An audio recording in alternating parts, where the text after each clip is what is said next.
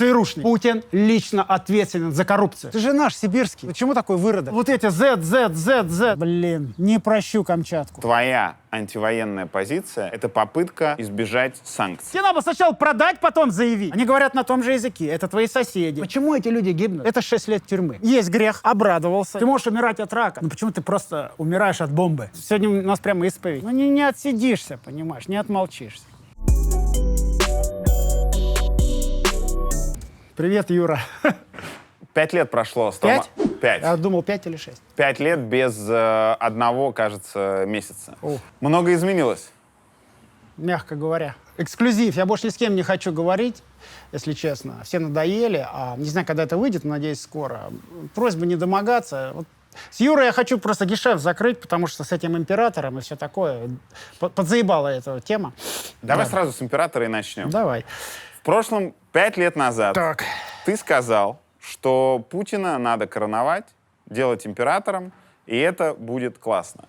Спустя 5 лет, когда началась война, когда ты выступил против войны, когда пошла тема санкций, наложения, снятия, все тебе это вспоминают. Но я думаю, от перестановки, здесь ключевое, от перестановки мест слагаемых сумма не поменяется. Придут эти, начнут пиздить еще больше. В итоге я за Путина. И я считаю, что Путин еще пускай 33 срока, пока он не умрет.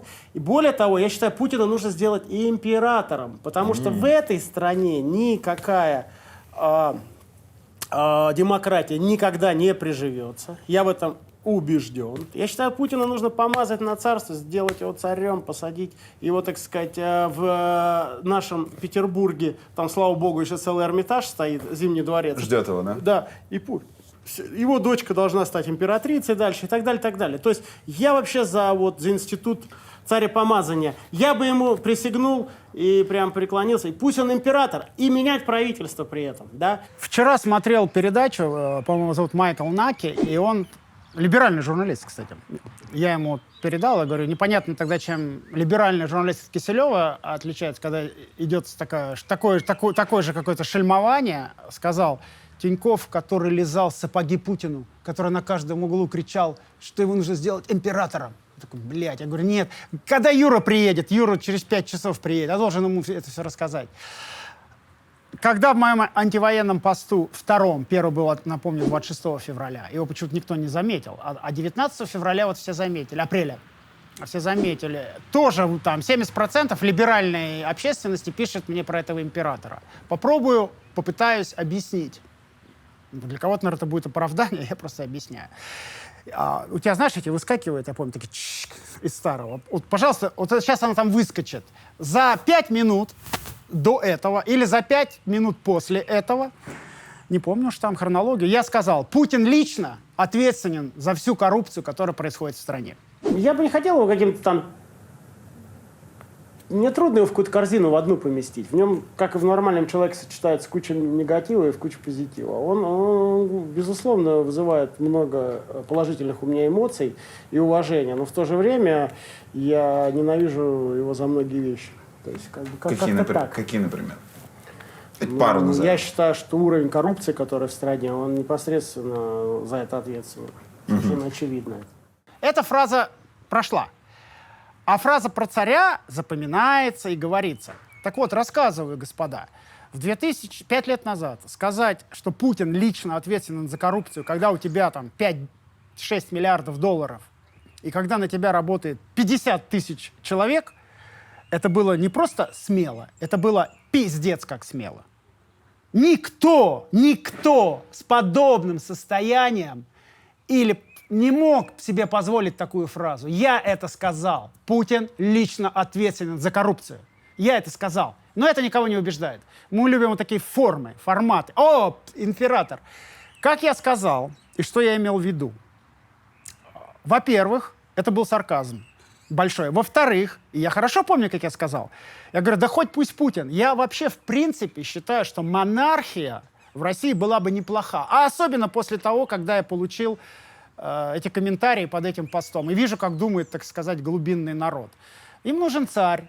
И обрати внимание, через 3 года после этого, моего заявления, Путин поменял Конституцию и по факту стал царем. А тогда, и еще последнее. Ты думаешь, мне многие звонили, говорят, Олег, ты офигел про царя, там, ты что там? Включая руководство нашего банка. Говорит, ты нас подставляешь, так нельзя заявлять. Потому что Путин-то разыгрывает демократию, рассказывает им какие-то фейковых Прохоровых, Собчаков, там еще кого-то выставляет, да? Он типа играет и нам сказки рассказывает демократии, а Тинькофф говорит, давайте его сделаем царем. Ну, это антипутинское заявление, если хорошо про это подумать. Это и есть антипутинское заявление. Конечно, чувак, который всем вам рассказывал, что у него выборы, а тут сидит один, как они считают, приближенный его, хотя я его в глаза не видел. Нахрен он мне нужен? Я никогда к нему не ходил, не встречал. Я был владельцем ресторана Тинькофф, один раз он пришел, я как владелец любого ресторана, Новика, здрасте, здрасте, все, вот я его видел, все. Это был 99-й год. Я его никогда не встретил, не был в Кремле, ничего не знаю, и знать не хочу. Ни на одном даже совещании не был. На большом. На Петербургском форуме я еще его видел, вот он там выступал где-то далеко. Сказать такое, я считаю, это супер круто. Потом, последнее, я знаю, ты что хочешь уже сказать, к царю. Я вообще считаю, что у меня в голове какая была модель. Я сказал, мне не важно, Путин или там Иванов или Сидоров, любой второй, там, Бортников, Патрушев. Чем мучить Россию и издеваться над ней, и делать выборы, ну, не способен этот народ выбирать. Вы же видели, что было в 90-х. Они либо бандитов выбирают, которые асфальт проложили, или им бутылку водки дали, как этот... в Кабарде, этот, как его, господи, президентом стал, где буддисты-то у нас живут? В Калмыкии. Калмыкии, да, вот, который шахматный, Фиде. Забыл его фамилию. Кирсан Алюбжинов. Кирсан Алюбжинов. В прошлом он там по $1 всем дал и стал президентом этого самого Калмыкии. То есть не приживается у нас демократия. Ну вот что вы хотите? Я говорю, давайте, есть Зимний дворец прекрасный, как королева Букингемский, отгородим, пусть он там сидит, дочка его меняется. И давайте сделаем законодательно, что... То есть помажем его на царство религиозно, и пускай это были Рюриковичи, потом, значит, у нас, соответственно, Романовы, пускай будут Путины. Ну вот они живут, там, сказать, там, что-то дочка, потом второй, там, что-то меняются. Им принадлежит нефть, газ, золото, бриллианты. Вот все им принадлежит по умолчанию. И потом существует второй лейер экономически развитого государства. Греф, премьер-министр, там, сказать, Кудрин, министр финансов, там, я не знаю, Набиуллина, председатель ЦБ. Кстати, я к ним хорошо отношусь ко всем. Они реально, ребят, хорошие. И мы большую экономику развиваем, как в Англии.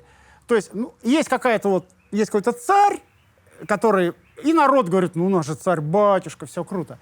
И есть какая-то экономически сильная страна, и мы не живем, как сейчас, впроголодь, и туалет системы очко не у скольки там, ты поправишь меня, опять выскочит, по-моему, у 30% домохозяйств туалет... Я вырос в туалете системе очко. Я увидел унитаз впервые в армии, когда меня в погранвойска забрали. Такой, блядь, а как смывать? Ты понимаешь, потому что я его никогда не видел.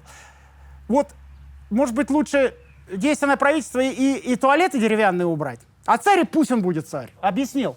Надеюсь. Во-первых, давай важную оговорку сделаем. За 5 лет мы как-то поддерживали отношения и перешли на «ты». Поэтому, если кто-то будет вдруг думать, что... Ну, мы не друзья, но... Не друзья, но на «ты». Просто чтобы кто-то не подумал, с чего это я так держу.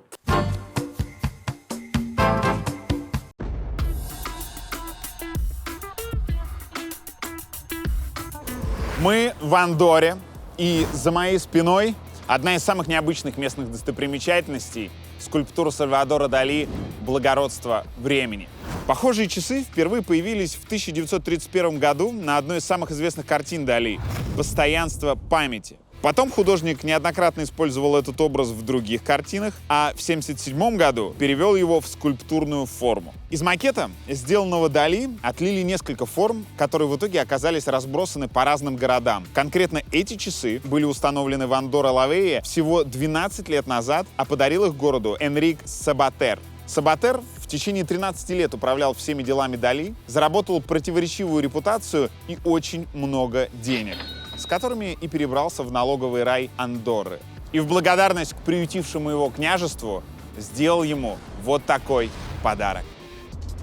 Поговорить про подарки мы решили, потому что это интеграция про маркетплейс подарков Flow Wow. За последние недели возможность как-то заботиться о близких, даже если они далеко, стала еще более актуальной. И Flow Wow — отличный сервис, который позволяет это делать. Здесь можно выбрать товары от 1000 локальных магазинов из 950 городов мира по самым разным категориям. Цветы, кондитерские изделия, игрушки, украшения и еще много всего, что может порадовать родных и близких, которые находятся далеко от вас. В нашем предыдущем выпуске мы упоминали актрису Нелли Уварову. Она руководит проектом «Наивно очень». Это мастерская, где работают люди с особенностями развития. Мы были знакомы с Нелли и до этого выпуска, правда не лично, а по переписке. И сейчас, в знак уважения к той работе, которую она делает, находясь в 3000 километров от Москвы, хочется сделать ей небольшой, но красивый подарок. Так, когда ты выбираешь букет, оформляешь доставку, тебе присылает его посмотреть. Если тебя все устраивает, вперед. Если нет, то в чате можно обсудить, что не так и что нужно исправить. Так, коралловые пионы. Офигенские. Ой, какие. И все по-быстрому. Некоторые магазины вообще за 15 минут доставляют. И чаевые курьера. Обязательно. Перейти к оплате. Переходим по ссылке в описании. Скачиваем приложение Flow Wow. Вводим промокод «ВДУТЬ» для скидки 10% и радуем своих родных и близких, даже если они находятся очень далеко от вас.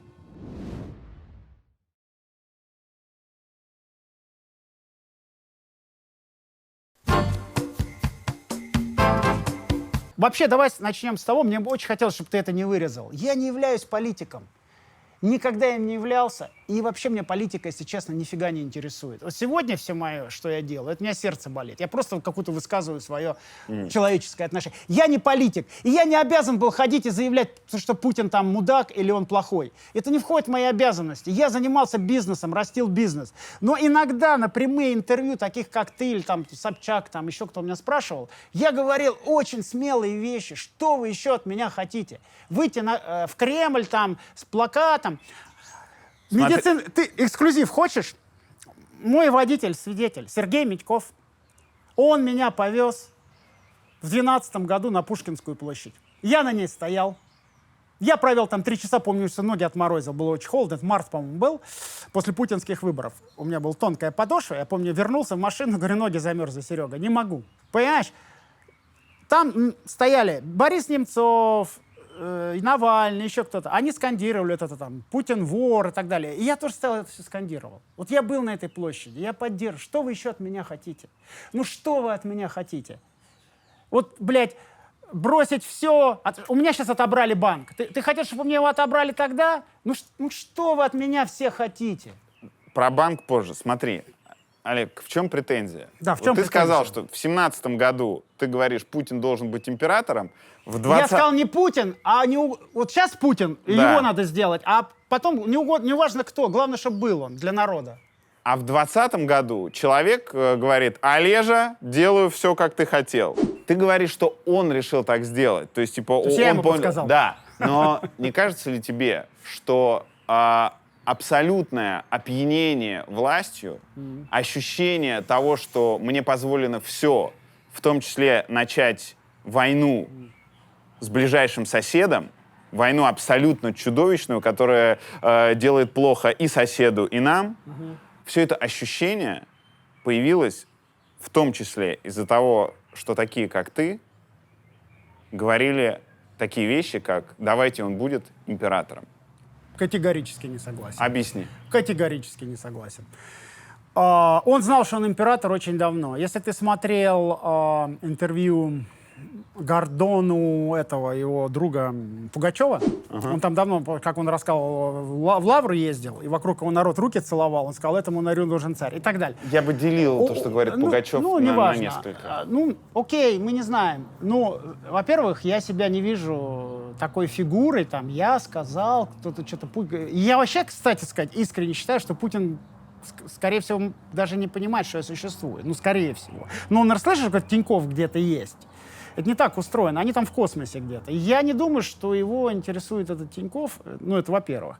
Во-вторых, мое заявление, что ему нужно быть царем. И я до сих пор считаю, что России нужен царь. И даже сегодня его короновать можно. Только чтобы его убрать от реальной власти, а сделать таким вот каким-то монархом там, да, оно ни в коем случае не могло повлиять. Но это такая натянутая на глобус вообще, ну, ерунда, понимаешь, что... Почему ерунда? Человеку никто давно не оппонировал. Не оппонировали даже люди, у которых много денег. Те, кто с ним общается, пусть оппонируют. Я с ним не общаюсь. Я даже не общаюсь с тем, с кем он общается. То есть, как ты это процитировал? Мы с тобой тут сидим, разговариваем. Путин там услышал и стал царем. Я с ним тоже не общаюсь, но вот в тех ресурсах, которые есть у меня, я ему оппонирую как гражданин России. Как человек, который платит налоги, и на мои деньги Владимир Путин, строго говоря, живет. Ты платишь налогов больше меня в тысячи, а может быть и в миллионы раз. Так. И поэтому ты не то что имеешь право ему оппонировать, ты должен оппонировать ему. Юрий, почитай мои ЖЖ, сохранились в каше? 6-й, 7-й, 8-й, 9-й год. Пушкинская площадь, 12-м я вышел. После этого все, во-первых, я уже стал стареть. Ну, как это сказать, нету, так как там знаменито это, пока, если нету сердца, если ты молодой и не революционер, а нету ума, если ты старый и до сих пор еще революционер, да, ну вот уже старый. Я до 12-го года как мог оппонировал. И даже в некоторых интервью после, как тебе, я его чморил. Например, я говорил, что он лично ответственен за коррупцию. Во всех моих интервью это сквозит и говорит, и все, кто слышит, они все это слышали, и все это все прекрасно понимали. Поэтому мне никогда из Кремля и не звонили, и не предлагали мне участвовать ни в каких ни рекламах, хотя у меня имя большое, да, и ни в какие партии вступать, и никуда. Потому что все знали, что это неблагонадежно, какая-то белая ворона, учился там в Сан-Франциско, жил 6 лет, в Беркли. Это вообще какой-то, наверное, там, ЦРУшник, понимаешь? Ну, наверное, они так думали. Ну, я занимаюсь бизнесом, я бизнесмен. Я создал... Можно похвалюсь? Лучший банк в России. Ну, лучший банк в России. А вообще-то считается, что лучший финтех в мире. Это ты можешь после интервью там, позвонить там, итальянским банкирам, французским, американским, сказать, а что лучше финтех? Скажи, Тинько, я занимался своим делом, и я считал, что вот здесь и сейчас я делаю хорошо. И вот эти мои 1000 айтишников 23 лет среднего возраста, они находились, ну, пока еще и находятся, в прекрасной среде, они уважаемы, они работали в прекрасном месте, создавали прекрасный продукт, и мы что-то делали для России, понимая, что этим самым мы меняем Россию. Я делал то, что я мог делать.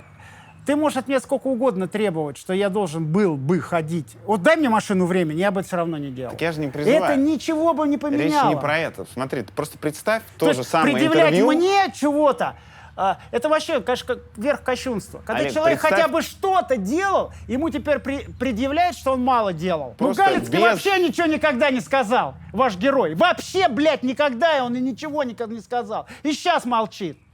Понимаешь? Ваш герой Галицкий. Чего же он молчит-то? Что он сказал?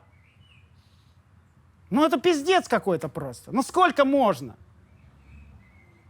Жопу лишнюю... Сергей, стою на колени, парк построил, бизнес с нуля, ни одной взятки, все. Где Сергей что сказал?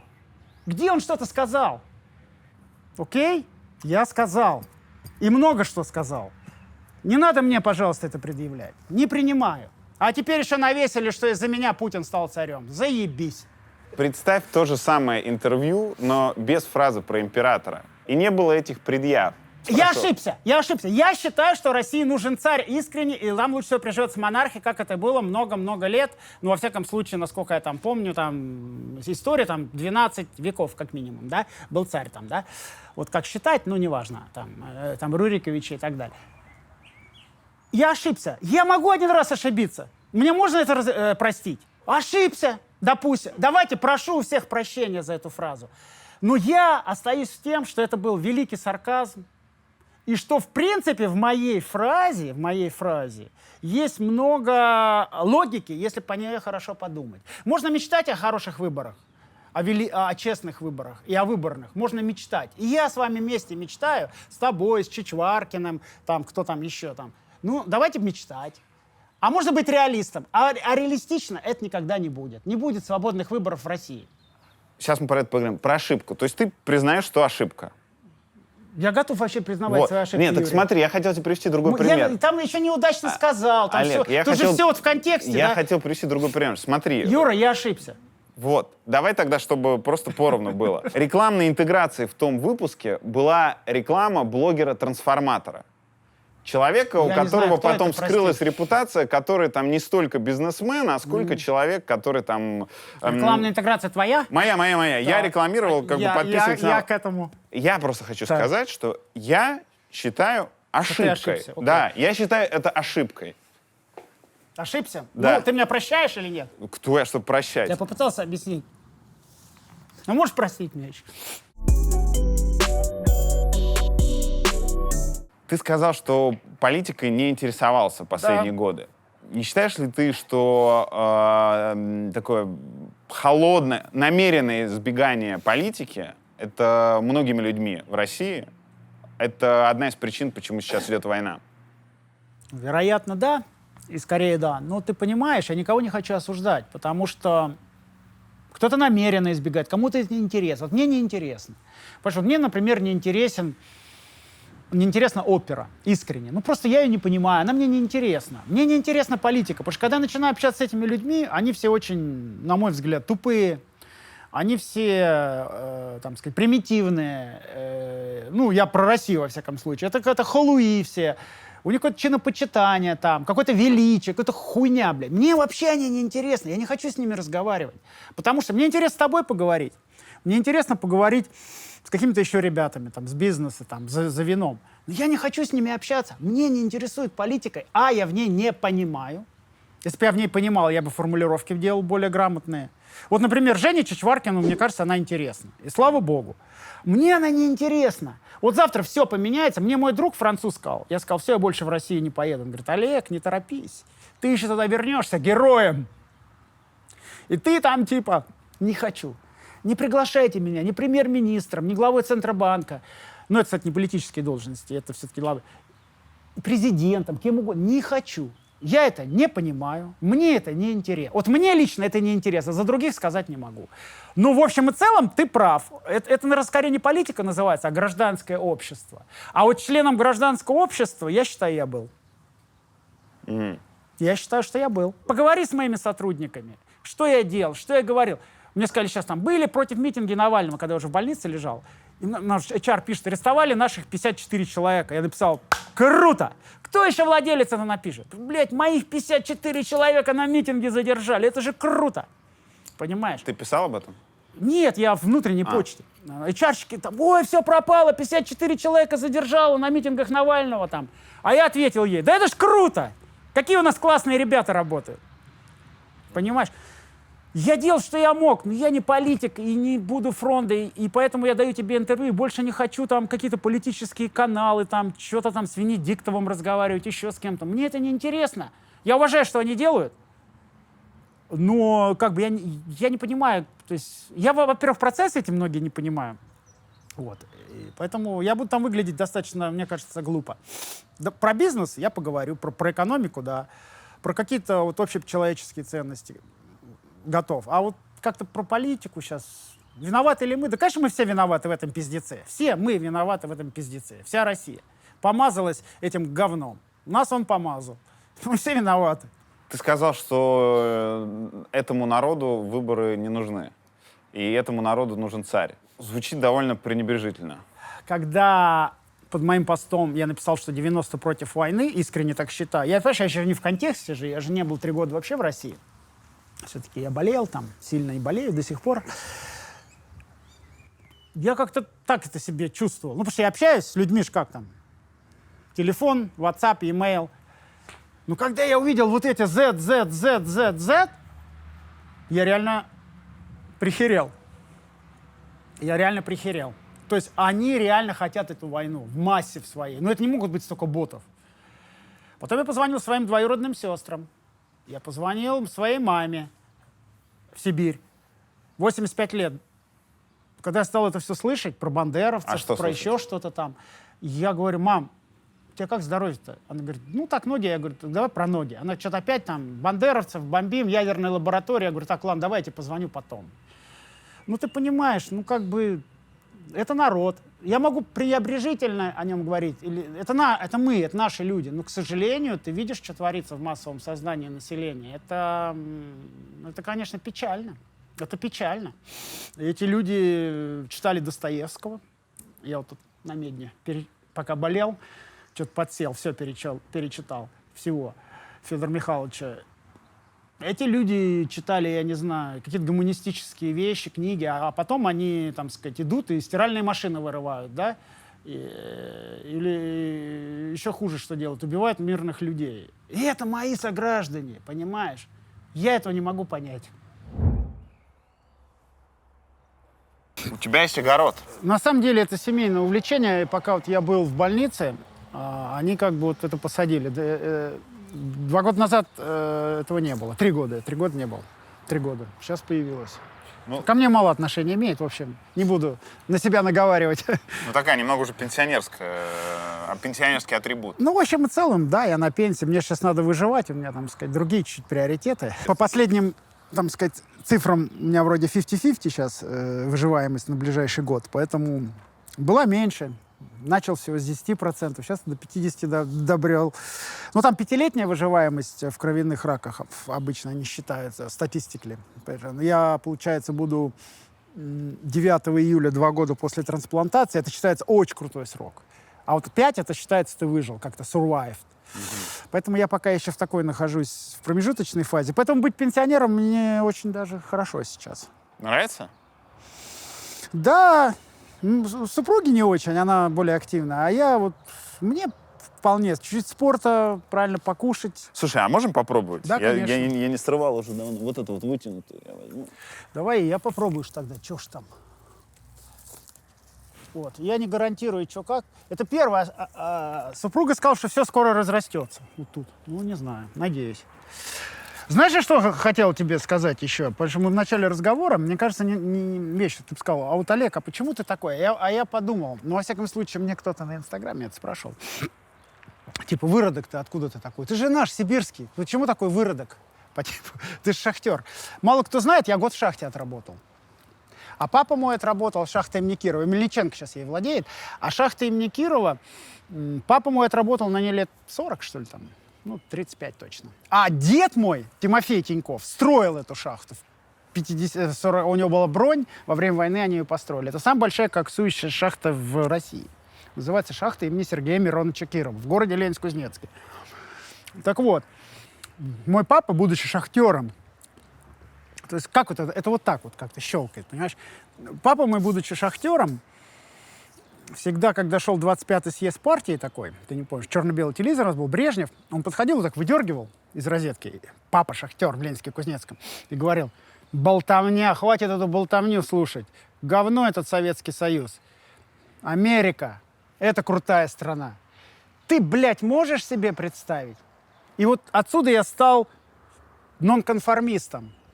Понимаешь? И когда я вырос, и мы переехали жить в Калифорнию, где у меня родились дети и так далее, я привез папу в Калифорнию, он умер рано, в шахте там отработал, в 63 года умер. Я его привез в Сан-Франциско, и мы гуляли.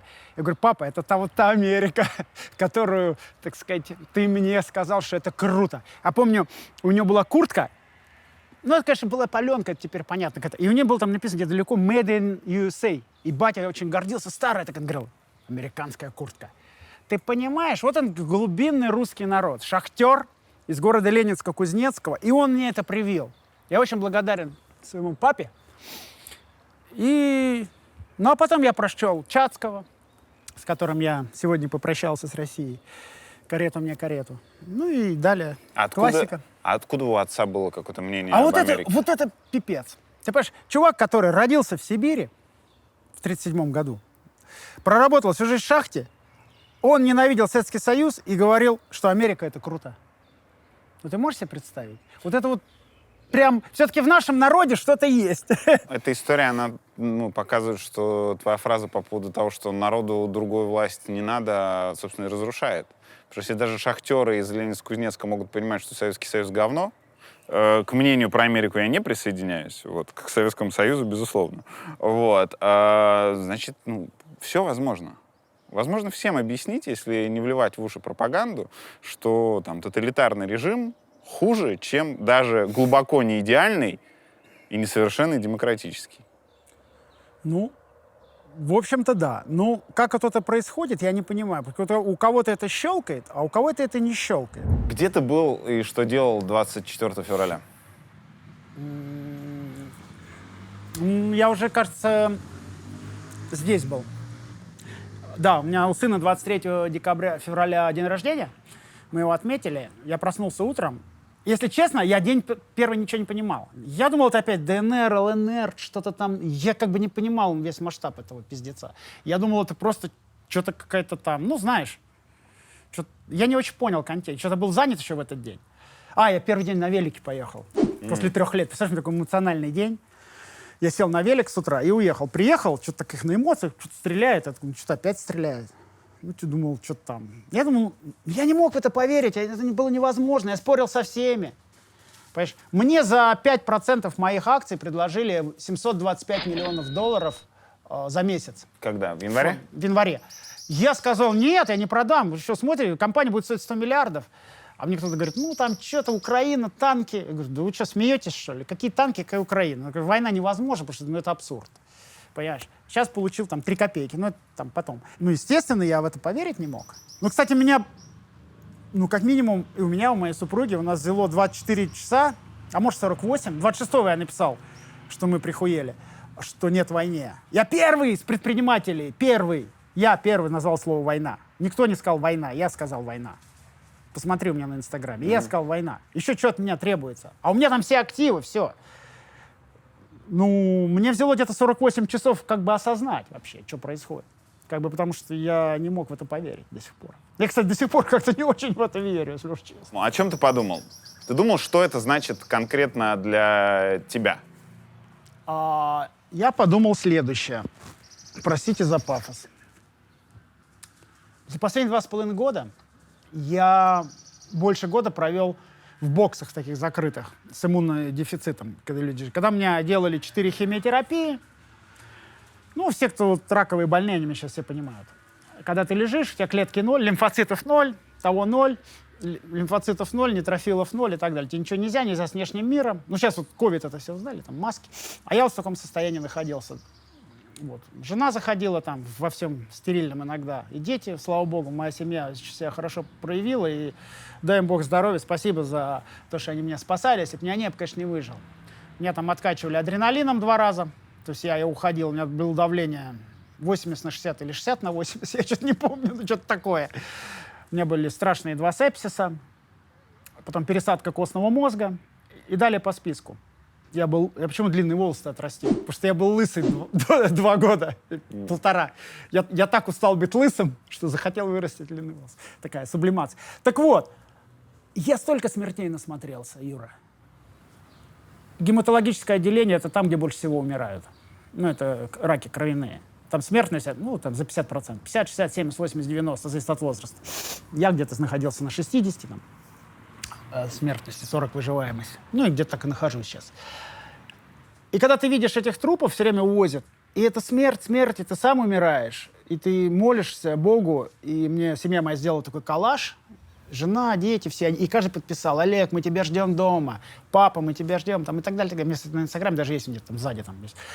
И я смотрел на этот коллаж и думал: боже мой, хочу видеть внуков, боже мой, хочу выжить. И тут ты видишь, что просто погибают дети, женщины, люди. Их просто убивают.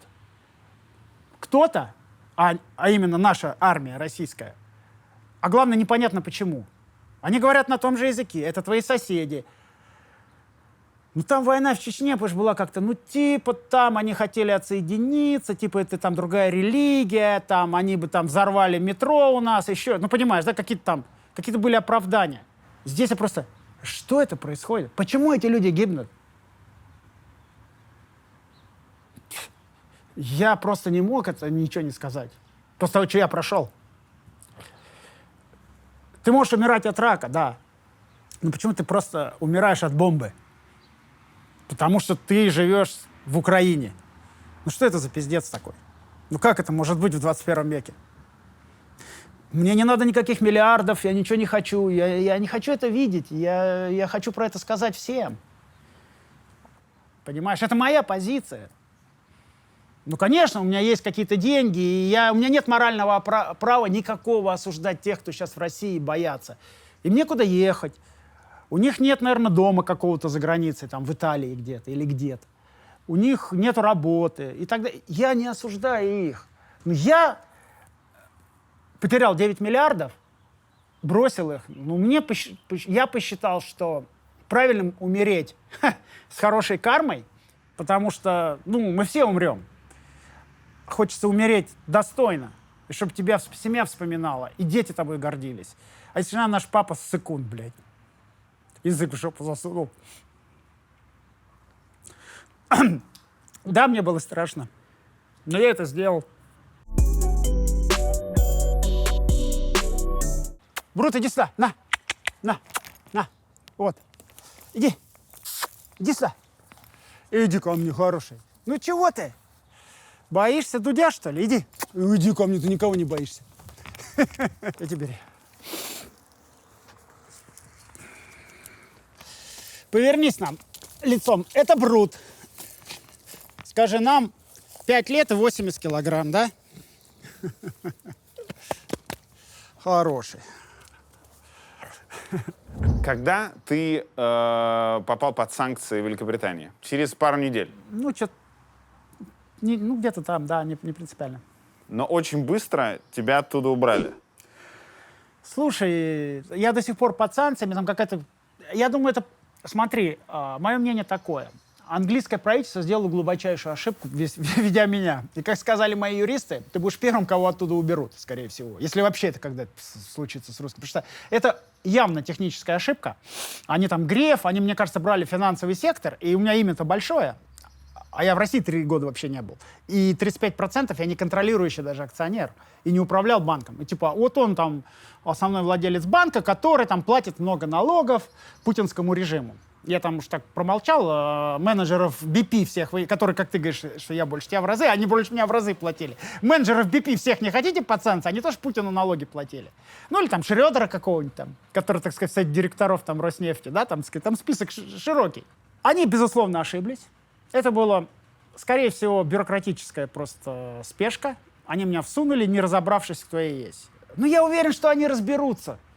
Потому что англичане, в отличие от наших, они нормальные люди, они разбираются. Они разберутся, пройдет год, 2, 3, они все равно меня оттуда выведут. Потому что я там совершенно незаслуженно. Я никогда не коллаборировал, не состоял, что называется, не участвовал, ничего. Они меня вели туда случайно. Они сделали ошибку. Но они сделали ошибку в ответ на огромное преступление, которое сделало русское государство, начав эту войну. Они просто в шоке, и сейчас они делают это. Они могут меня еще там европейцы сейчас вести, американцы, все что угодно. Но когда этот весь, ну, как сказать, шок, что ли, пройдет, они, наверное, потом начнут разбираться, кто есть кто. Сейчас, мне кажется, просто они под гребенку метут, там, Тинькофф, там, имя громкое, давай. Ну, это мое понимание. Но подожди, запрета сейчас нет. То есть твоя яхта может перемещаться по водам... Смотри, я вообще на ней ни разу еще не был, потому что я болел, если честно. Красивая яхта, она провела прекрасный сезон на Камчатке и потом в Антарктиде. Я еще не побывал на своей яхте, надеюсь, как-то побываю. Хотя в данной ситуации скорее мне ее нужно продать, потому что, ну, у меня просто денег особо нет сейчас. Я ее содержать не смогу просто, мне ее придется продать. Вот. Запрет на нее, насколько я понимаю, я не могу в Англию заходить на ней. Ага. Это все. В Италию, в Испанию, в Черногорию можно. Вроде да, но она все равно в Антарктиде. Своим английским счетом. В Антарктиде, кстати говоря. Там это страна без государства, как сказать, без флагов. Все русские олигархи поедут тоже в Антарктиду, как и я теперь. Потому что это же, получается, там же нету, ну... Государства. Своим английским счетом ты можешь пользоваться? А у меня его нету. И никогда не было. Я же не жил никогда в Лондоне. Это миф. Я в Лондоне лечился. Я в Лондоне пробыл в общей сложности 1,5 года, из которых я год там типа в больнице провел. То есть у меня нет никакой инфраструктуры в Лондоне вообще. У меня нет там домов, у меня ничего там нет. Поэтому такой asset freeze, который UK на меня вела, он такой достаточно эфемерный. Нет, самолет они мой. Ну, самолеты все задержаны, российские. Ты знаешь, что сегодня 800 самолетов, принадлежащих русским, не могут летать. Они все задержаны по факту. Угу. Просто у меня вообще под это есть как бы некая база документальная, так называемые санкции, а остальные просто задержаны. Они взлетать не могут. Как ты относишься к мнению, что твоя антивоенная позиция — это попытка избежать санкций? Я это мнение слышал, и я вот так не думал, ты меня поймал сейчас. Как я к этому отношусь? Да никак не отношусь. Люди всегда склонны искать какие-то, так сказать, оправдания и... да, конечно, мы знаем. Конечно, мы же знаем. Ну, они знают. Они знают. Я не знаю. Я, во-первых, очень сомневаюсь, что моя какая-то позиция что-то поменяет в этом, как я только что рассказывал. У них это все, это бюрократическая машина, она по-другому работает. Они не смотрят на высказывания. Это у всех такое вот есть понимание, что кто-то что-то сказал или не сказал. Это так не работает. У них там какие-то другие, они по фактам. Ну, например, ряд бизнесменов, не хочу их называть, российских, попали под полные санкции, которые вообще там либо интервью не давали, либо давали очень мало. Они вообще не публичные. Я сейчас даже не про Абрамовича, а про каких-то совсем там. Они там смотрят по каким-то другим критериям своим. Ну, там, например, список Forbes, там, вероятно, еще что-то, там, сказать, там, Москва слезам не верит в этом смысле, и нет таких заявлений, после которых кто-то снимет санкции. Это полный бред. Это моя позиция, она есть. Если кто-то считает, что я ее делаю для того, чтобы с меня сняли санкции, ну, вы можете так считать. Молодцы. Посмотрим. Я, кстати, сомневаюсь, что с меня их снимут в ближайшие несколько лет, во-первых. Потому что так, насколько я слышал от юристов, так это не работает. Ты раз в 15 минут закапываешь глаза. Почему? Ну, у меня такое аутоиммунное заболевание, называется реакция транспланта против хозяина. Сложное название. РТПХ. Вот. Это когда мне сделали пересадку от девушки, которую я, дай бог, скоро увижу, даст бог, потому что немка через 2 года якобы может с донором встречаться. Это будет такая, мне кажется, очень эмоциональная для меня встреча. Она мне жизнь сохранила. К сожалению, ничто не проходит, так сказать, без ничего, потому что эти клетки, они убивают рак, и я в моменте в ремиссии нахожусь. Но они атакуют... вот у меня кожа там была красная, год я вообще чесался. Сейчас у меня остался рот немножко. То есть везде, где, как они, слизистая. И сейчас глаза сильные. Это так называемый dry eyes, там глаза атакуют, и поэтому я уже к вечеру не могу ничего читать. И слава богу. И да, приходится закапывать глаза. Вот. Это последствия трансплантации, но парадоксальным образом это то, что спасает мою жизнь. Понимаешь, такой инь-янь. То есть, понимаешь, ты должен страдать, и тогда вроде как... Ну, понимаешь, да? Донор, он убивает все патогенные клетки, но иногда должен тебя чуть-чуть подъедать. А если этого нет, то значит он патогенные плохо убивает. Я не знаю, если я объяснил. Да. Патогенные — это раковые. Ты в одном из своих постов предложил закончить войну, дав Путину уйти. Как ты это видишь? Расшифруй. Я это никак не вижу, Юра. Я хочу, чтобы остановился весь этот пиздец, все это месиво кровавое. Я простой человек. Я просто говорю Западу, сказал, может, я опять ошибку сделал, опять прошу прощения. Я сказал, может, как-то ему... Мне кажется, я могу сомневаться, что он... Помнишь, у него там «Крыса, загнанная в угол», по-моему? Его книжки он там любил. Там такая... Я не читал эту книжку, такие фразы, метафора. Вот он сейчас загнан в угол, и мне кажется, если бы Запад был более рациональным, и все мы бы хотели остановить это кровопролитие, может быть, сделать какую-то конструкцию ему. Это была моя идея. При которой, ему говорится, давай, ладно, мы тебя не будем там... Самолет и $1 триллион. Не знаю. Или мы тебя не будем там судить в будущем, как военного преступника. Или еще. Дать какие-то, гарантии, но только все это остановить. Я, наверное, слишком наивный, когда это предложил. Это была идея моя, просто остановить кровопролитие. Я же не политик и не претендую на гипермысль в этом. Мне там многие стали писать, как ты это такое можешь предложить? Окей, я заткнулся. Пускай война продолжается. Я хотя бы что-то предложил. Как помнишь, пролетая над гнездом кукушки, я хотя бы попробовал. Я вот такое, мое мнение не подходит. Предложите ваше. Ты понимаешь, почему он не работает? Потому что это будет прецедентом для всех других людей, которые какие-нибудь войны будут начинать, лютые, дикие и кровавые. А когда будет не получаться, они будут говорить, а вот когда-то кому-то удалось уйти от ответственности. Так а что теперь, до Москвы его дожимать и бомбить? Тогда будет, скорее всего, ядерная война. Очевидно, да? Что если Украина перейдет... очевидно, что армия украинская сильнее сегодня, да, в моменте. Ну, просто потому что им есть что защищать.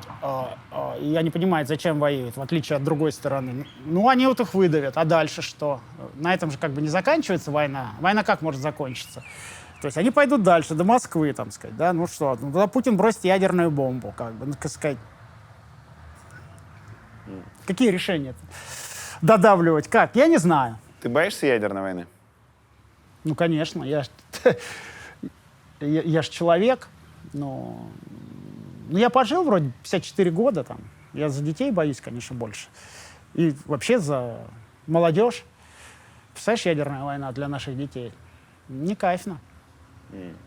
Я, правда, не совсем могу осознать ее масштабы, что это значит ядерная война между Америкой и Россией. То есть, как бы... Ну, есть такое устойчивое мнение, что мир в 10 раз, типа, уничтожится. Ну, и я как будто не совсем понимаю, как это работает. То есть, что, действительно шарик весь исчезнет или нет. Но если принять это за, ну, так сказать, за правду, то это страшная штука. Как бы не хотелось бы, прямо скажем. Поэтому я какие-то варианты предложил. Ну, я, наверное, был дурак, что это предложил. Что-то я не то предложил, простите. Ты вышел из Тинькофф банка. Как это произошло? Ну, что значит вышел? Ты больше не имеешь к нему отношения? Сейчас-то точно. Я имел до недели назад, в общем и целом. Я просто ушел от управления, потому что когда я болел, и болел достаточно сильно, я был там в трансплантационной комнате, не понимал, выживу, не выживу, поэтому я начал продавать Яндексу. И потом я вроде выжил, и моя команда сказала: Олег, пожалуйста, не продавай, мы построим компанию круче. И, кстати, за несколько дней до 24-го, по-моему, там какого-то числа, мы обогнали по капитализации Яндекс. Мы их сделали. Но это ладно. Мы их обгоним, мы их купим, и мы вот стали жить в этой риторике. А я передал все в семейный траст, потому что я не понимал, сколько я проживу. И при передаче я поменял контролирующие голоса. И есть такое понятие, простите за ликбез, экономические голоса и голосующие. Вот у меня 1 к 10, как во всех практически IT-компаниях. Ну, например, Цукербергу или там Брину или любому там, возьмите, им принадлежит там 8% компаний, а голосующих у них там типа 60%. То есть они принимают все решения. У меня была такая же конструкция. У меня было 35% экономических и 85% голосующих. Потому что в IT-компаниях это разрешают инвесторы там, делать 1 к 10, 1 к 15, плечо. Ну, чтобы типа считается, что фаундер, он лучше понимает компанию, ему нужно не трогать его, да? Что, наверное, оправдано. Вот. А в тот момент я просто передал в совет директоров все голоса. И на самом деле последние 2 года у нас был реальный совет директоров, там англичане, американцы, русские. И решения принимались уже коллегиально. То есть у меня не было контроля. Но у меня оставался экономический контроль. Я был сильно самый большой акционер. У меня было 35%, а у второго после меня, наверное, было 3%, скажем. Ты просто продал моим именем называлось. Ты продал эти 35% вот совсем недавно. Неделю назад. Как это произошло? Ты продал по своей воле? Нет. Ну смотри, когда все это началось, вернее как, я продал это по своей воле, цену получил не ту, которую бы я хотел. Когда все это началось, я сразу понял, что будет плохо. Я не высказаться не могу. Я должен высказаться. Соответственно, я понимал, что будут наезжать. И понимал, что банк будет под угрозой. Меня все время наше руководство говорило: Олег, ну пожалуйста, ну не надо, ну не высказывайся, ну потерпи, ну у нас 70 тысяч сотрудников, у нас 22 миллиона клиентов. Ну это как сейчас, вот вся риторика сейчас такая в России. Что ты сейчас сказал, тебе хорошо, а вот нам будет плохо. Окей, ребята, окей, я молчу. Но в какой-то момент я уже не мог молчать. И я понял, что лучше продать и их не подставлять. И тогда я стал искать покупателя. Ну, конечно, она... Это начало марта? Это начало, да. Самое начало марта. Я думаю, продам.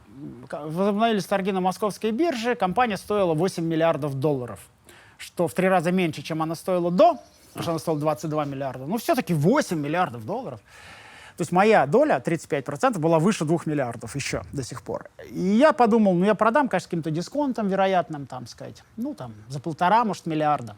За сколько-то там продам свою доляну. И начал искать. начал разговаривать с одним, вторым, третьим олигархом. Вот. И, соответственно, все такие, ну, мы, может, купим, но что-то дороговато. Мы сейчас все сами в шоке. Они, кстати, все сами в шоке, во-первых. Все в шоке. И все... Там пассаж интересный такой. Как минимум 3 моих знакомых, которые под санкциями олигарха, не хотят в Россию возвращаться. Ну, так, чтобы было понятно, насколько все запущено.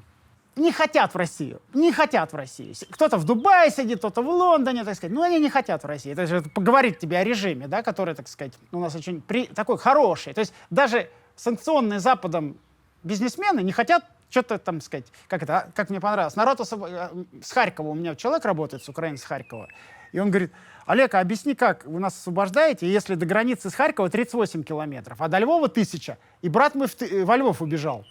Вот вы же освободили. А почему мы 38 километров выбрали 1000 километров? Это такой хороший, да, аргумент. Ну, как бы это, может, не смешно, но это как бы говорит о том, какой построили мы привлекательную страну. Что люди предпочитают 1000 километров пешком идти, чем 38 там на машине доехать, да? Так вот, значит, я с ними стал говорить, и потом, 19 числа, действительно, я сделал этот пост. Вот теперь с меня вся... Если бы я продал вчера, и сегодня вот я с тобой такой, сижу такой крутой, там Путин все, там все. Вы бы сказали, как ты там говоришь, что там это, он хочет санкции снять. Ну, у людей всегда что-то будет, то есть сказать, мне бы вот если это предъявили, я бы понимал и сказал бы, ну да, мне никто ничего не может предъявить, потому что я сказал про наше говно коррупционное правительство, армию и все до того, как я продал. Я ничего не продал. У меня не было сделки на руках. У меня ничего не было. Я владел дачами 2 на Камчатке и в Астрахани. Сейчас я все продал. За этим заводом, господи, уже к пиву, рестораном еще вспомнил, банком и так далее. Я сделал это заявление. И только после этого, через неделю, я продал. Ну, я ссыкло или я не ссыкло? Ну, если... Давай так, я рационален или я нерационален? Нерационален. Нерационален. Вот, например, Фридман мне позвонил и сказал, ты сумасшедший. Он говорит, ты реально сумасшедший. Он говорит, тебе надо сначала продать, потом заявить, сказал Миша. Я говорю, Миш, мне похуй. Я так чувствую. Я не могу молчать. Я не могу молчать. Понимаешь? Ну какая мне разница, 2 миллиарда за это получу или 100 миллионов, или 50? Ну, вот какая разница? Ну вот какая разница? Я не хочу с этим говном жить просто, хочу забыть и все, понимаешь? Они стали суетиться и предлагать мне какие-то бросовые деньги после того, как банк заявил, что они отзывают бренд, и они меня не знают. Им, естественно, позвонили с администрации президента, там какие-то люди сразу запугали. Мы вас сейчас это национализируем, ведем временное управление в банк, потому что все там режут карты. Ну, там, они режут карты, у вас выносят депозиты, банк может упасть, мы сейчас временное управление ведем. И я понимал, что они бы это сделали. Они ввели бы это временное, как называется, там, временное управление. Ну, как они в открытие вводили и так далее. Мне мой руководитель звонит, говорит, Олег, банк сейчас забирает, все, ты рискуешь. И я, естественно, просто Потанин, молодец. Он сказал, столько-то плачу. Копейки. Совершенные копейки. Я сказал, окей, переводите. И они мне на следжение платили. И все. Это все была сделка. Что за копейки, ты можешь сказать?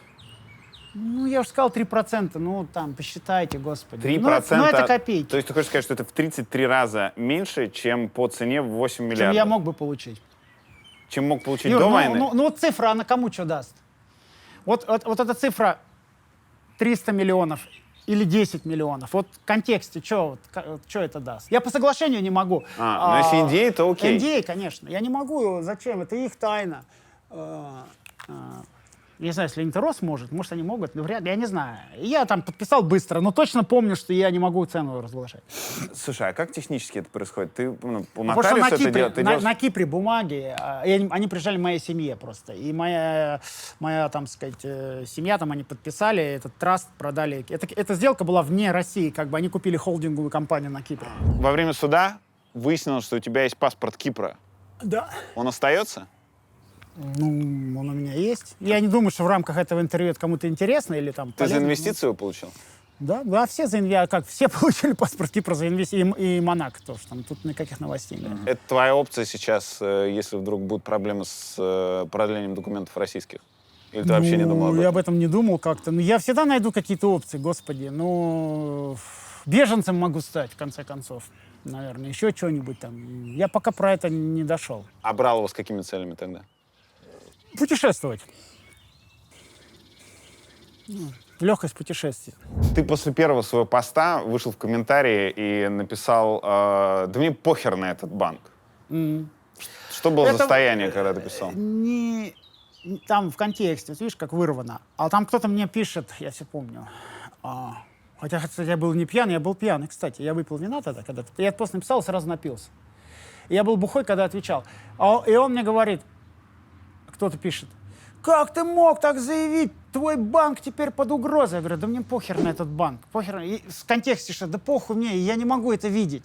Я не могу видеть, как гибнут люди, понимаешь? Я не могу видеть эту кровь детей, там, женщин и так далее, так далее. Все вот это вот, все это насилие. В этом контексте. Они говорят, там кто-то спросил, как ты мог так заявить? Ты же подставил там, типа, весь свой банк. И этот ответ был, да мне похер на банк. Это такая непрямая цитата, что мне похер на банк. Мне на него до сих пор, кстати, как-то не похер. Хотя я его продал, и мое сердце будет за него болеть еще долго-долго-долго. И он будет по-другому уже называться, но я буду за ним как-то так вот пытаться присматривать. Если Бог даст, и я буду жив.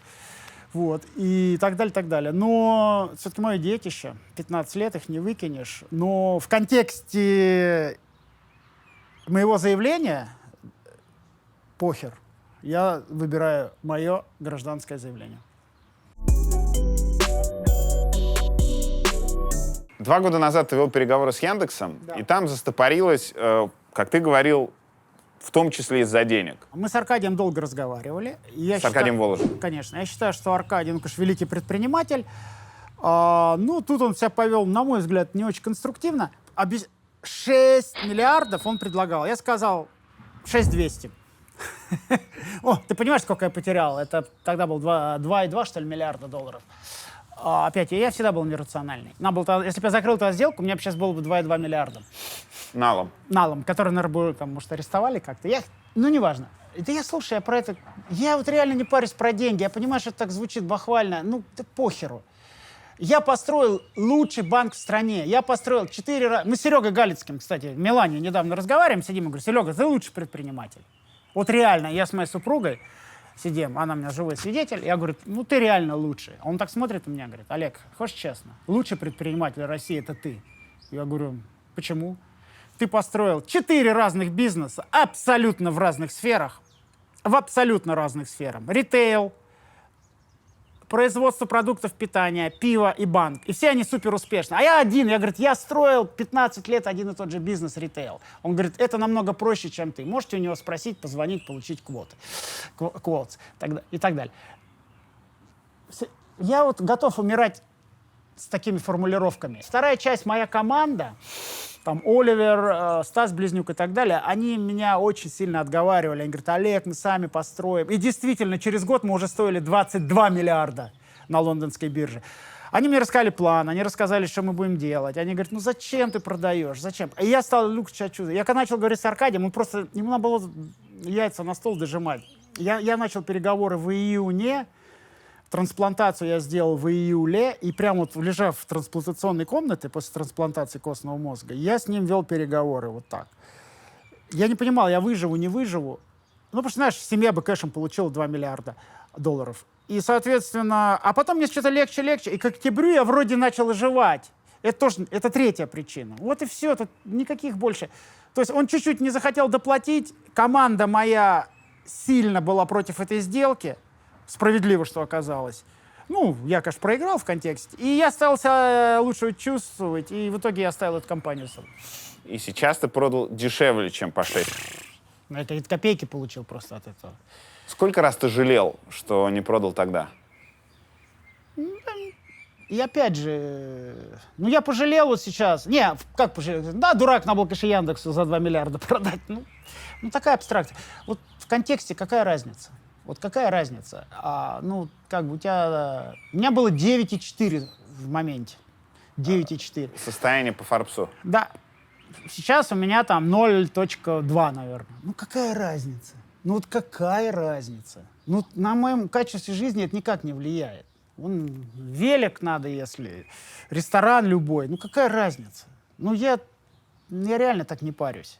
Мои дети, сын занимается один инвестициями, второй наукой, химией, дочка, там, сказать, своим там проектом занимается, для дачами этими там.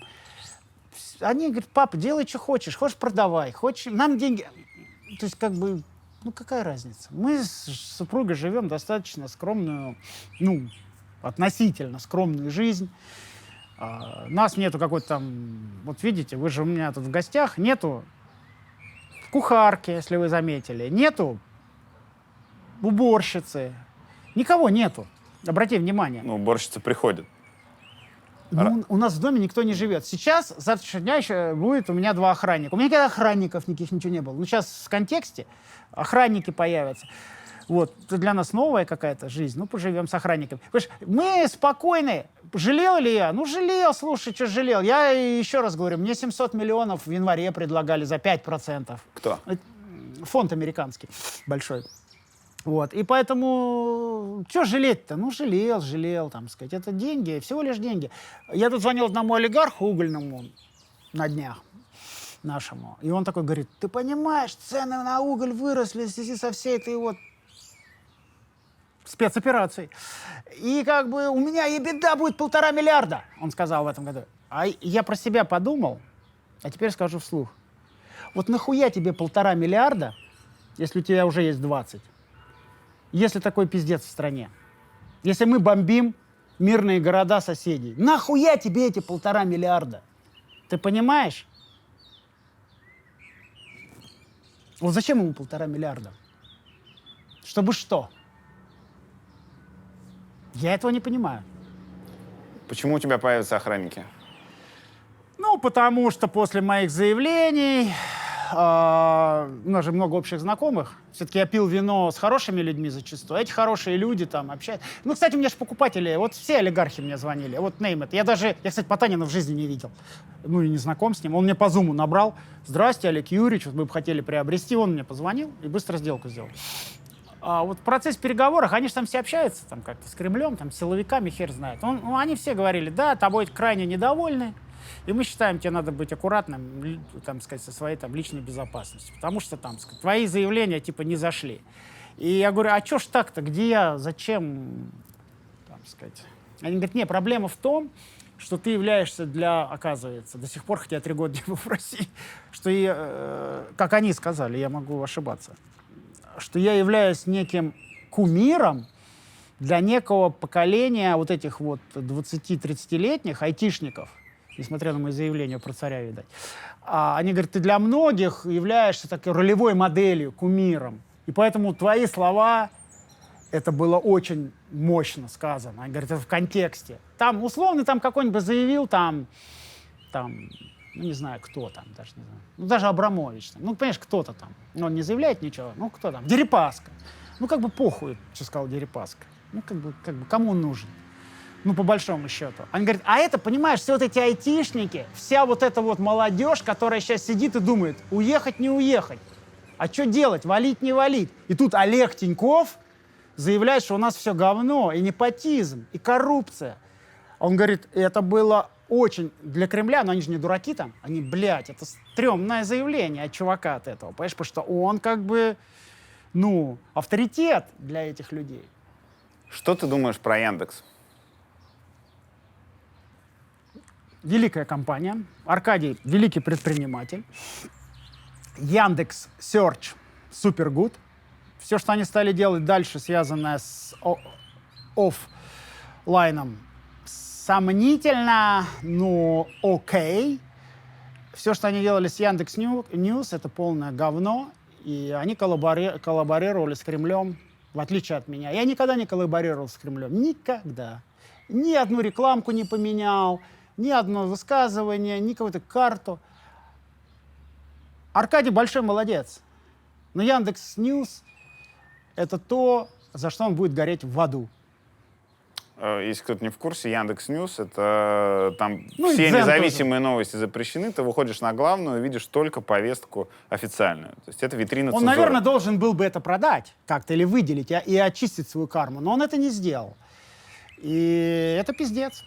Почему не сделал? Я не знаю. История Яндекса — это история, во-первых, России, а во-вторых, великой катастрофы. Ну, когда компания, которая реально была классной, невероятной, тянущей, казалось бы, целое поколение вперед. Ну, конечно, это катастрофа. Там прекрасные люди работают, прекрасные айтишники, и там, я не знаю, 99,9% сотрудников там очень классные. Прямо, да, реально классные. Ну, а кто у нас классные компании? Яндекс, Тинькофф. Там в Екатеринбурге есть, по-моему, софтверная компания. В Питере пару-тройку, забыл там их название, там можно вспоминать. Они классные. Там классные ребята, продвинутые, молодые. Прям вот, ты понимаешь, ты говоришь, почему-то я не выступал, там что-то не боролся. Я находился в этом environment, мы с ним гуляли с тобой, кстати, там, ты видел. И когда ты видишь этот класс этих людей, которые тоже в рваных джинсах, там, рыжие, красные, это понимаешь, ну, для меня, я как в Калифорнии, где я прожил 6 лет, я был как в Америке. Для меня вот немножко такая операция была. Ну, вот они же, вот они. Вот это же Россия. Они классные. Понимаешь? Тинькофф — это же классные ребята. Яндекс — это классные ребята. Там просто сейчас компания вылетает. В Питере 5 IT-компаний — это классные ребята. Сказать, там в Екатеринбурге и так далее. Но потом начинается мрак. Просто я туда не ходил, в этот мрак. Он сейчас сам ко мне в комментарии пришел. Вот. Но Яндекс, безусловно, крутая компания. И очень жалко, я слышал, там уехало чуть ли не топ-1000 уже людей. И это очень пиздец. Это очень жалко, и это очень обидно. Сколько у тебя осталось денег, ты считал? Нет, надо будет посчитать. Вот продам там яхту, на которой я никогда, кстати, не был. А сколько стоит яхта? 100 миллионов, наверное. Угу. Вот.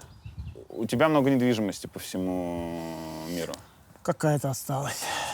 Что будет с ладачами русскими? Там вышло новость... Я их продал. Ты их продал. Там смена юрлица. Да. За сколько? Ну, они были проданы более-менее по рыночной цене. Тут я не буду плакаться. Нормально. А за них были заплачены рыночные деньги. Вот в банке я продал за 3 цента. А на доллар, как это считается, или 3%. А дачу нормально продал, там сказать. Ну, хорошие объекты, люди будут кайфовать на Камчатке, в Астрахани и так далее. На Камчатке уже построена дача? Нет, ну это бомба будет. Это просто лучший объект. Там финны строят. И успели все с Финляндии завести. 10 тысяч квадратных метров с банями, с кедровыми. Там, там просто классный объект. С брусом, с бревном с огромным. Камчатка это будет просто... Наконец-то будет куда нашему великому вождю слетать. Там же жить негде. Даже когда прилетают сами, они там живут в каких-то халупах. Там же вообще ничего нет. Вообще Камчатку мне очень жалко. Мне единственное, что жалко, это Камчатку. Потому что я не буду в Москве в ближайшие годы. Или никогда в жизни не буду больше в Москве. It's okay. Петербург больнее. Ленинск-Кузнецкий, где могила моего папы. Очень обидно. И очень жалко. Камчатка, не прощу Камчатку. У тебя остались дома, которые ты сдаешь в Европе? В Европе. По всему миру, да. Мексика еще. Это работает как бизнес? Да. Ну, там семья занимается, там, сказать. У меня там дочка чуть шустрит, я так сильно туда не лезу. Ты считал, сколько в год тебе там каждая дача может приносить?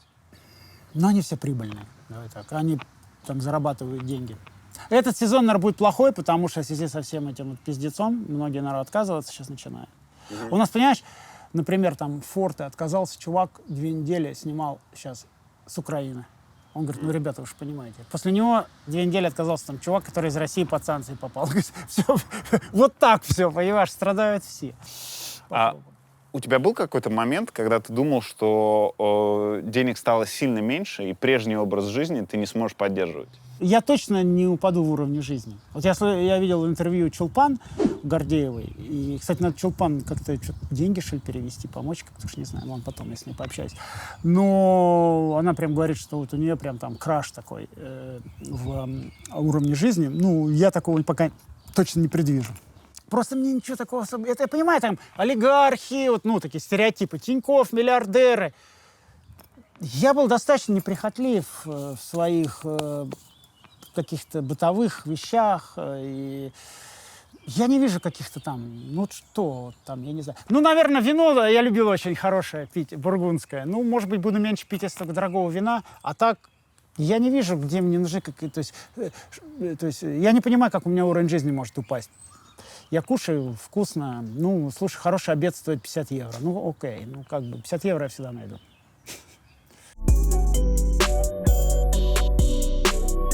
Как ты себе объясняешь, почему молчит большинство других крупных бизнесменов?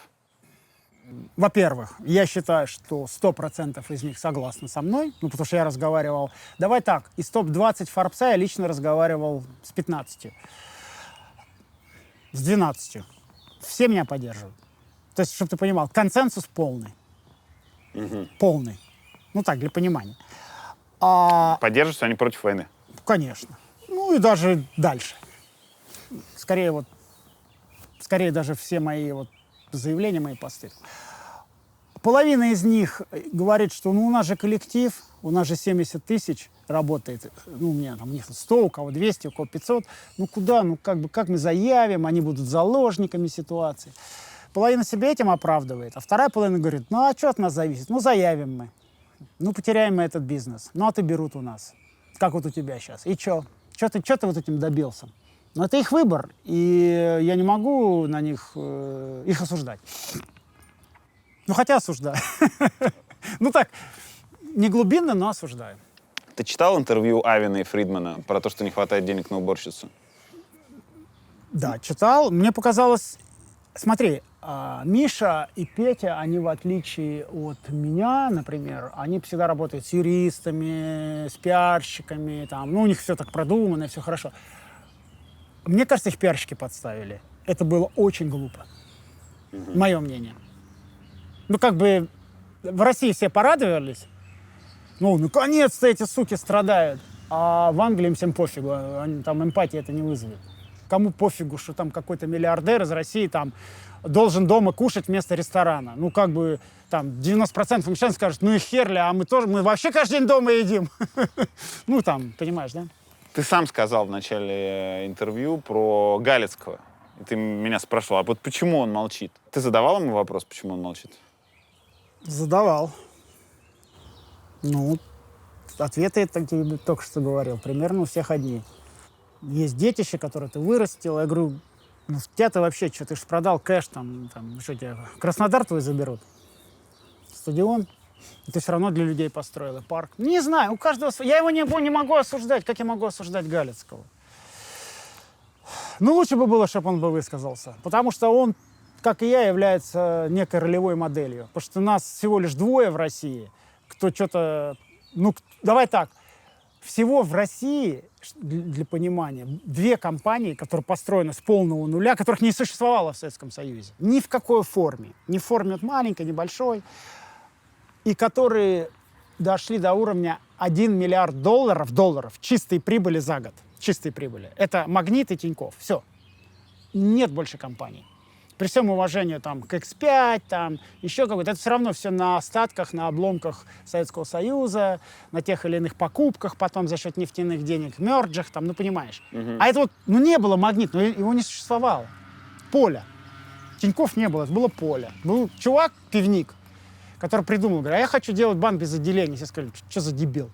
Да? Вот. И только 2 человека сделали. И поэтому мы являемся такой ролевой моделью для молодежи. И мне кажется, если бы Сергей свою позицию сформировал, это было бы круто. Мне так кажется. Но я его не осуждаю. Но считаю, ты должен у него взять интервью, кстати. Мне так кажется. Ну, хотя если он, скорее всего, не захочет, опять же. Сергей, харе. Ну, вот харе. Ну, не отсидишься, понимаешь, не отмолчишься. Ты говорил, что никогда не коллаборировал с Кремлем, но при этом у тебя были близкие отношения с Дмитрием Песковым. Расскажу про Диму с удовольствием. Куча фотографий, вот, и даже твои комментарии про то, что вот бы все чиновники были такие, как Дима. Не куча, ну, смотри, я от друзей не отказываюсь. Я уж не знаю, насколько он от меня отказывается. У меня немного друзей, наверное, человек 40, 30 скорее. Ну как? Друзей. Ну, давай так, Диму я не видел уже 3 года и переписывался с ним раз в полгода. Ну, так вот, ну, дружим. С Димой у меня есть еще друг Саша Дюков. прекрасный человек, выпивал тоже с ним. Мы с ними на базе вина. Дима любит правильное вино, Саша Дюков тоже. Вот мы с ними выпиваем. Краснодарская?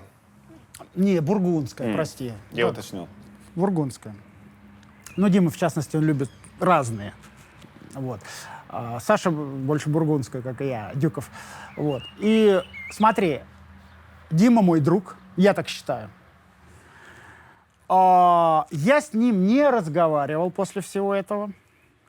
Не разговаривал. Я с ним говорил последний раз в Кабо-Сан-Лукас, где я был, за недели 2 до войны. Давай я не буду давать его прямые цитаты. И мы говорили о ситуации вскользь. Мое понимание, что все окружение Путина, включая Дмитрия Пескова, прекрасно понимают, что происходит. Мое понимание, они против этой войны.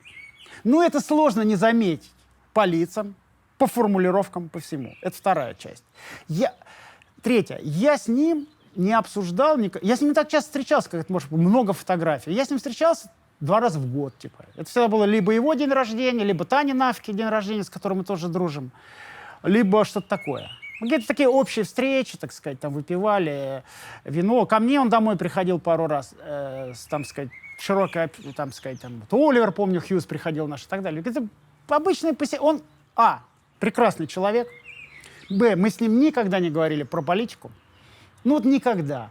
Он иногда какие-то смешные истории рассказывал про Путина, как он там, я не знаю, там шел по острову, там, сказать, с ФСОшниками, и там вышел в маске человек и сказал: о, охуеть, Путин, типа, ну и тогда далее. Там всех зачистили, один остался где-то в Камчатке, что ли. Ну, такие. Мы не обсуждали политику, понимаешь? Ну, потому что это его работа.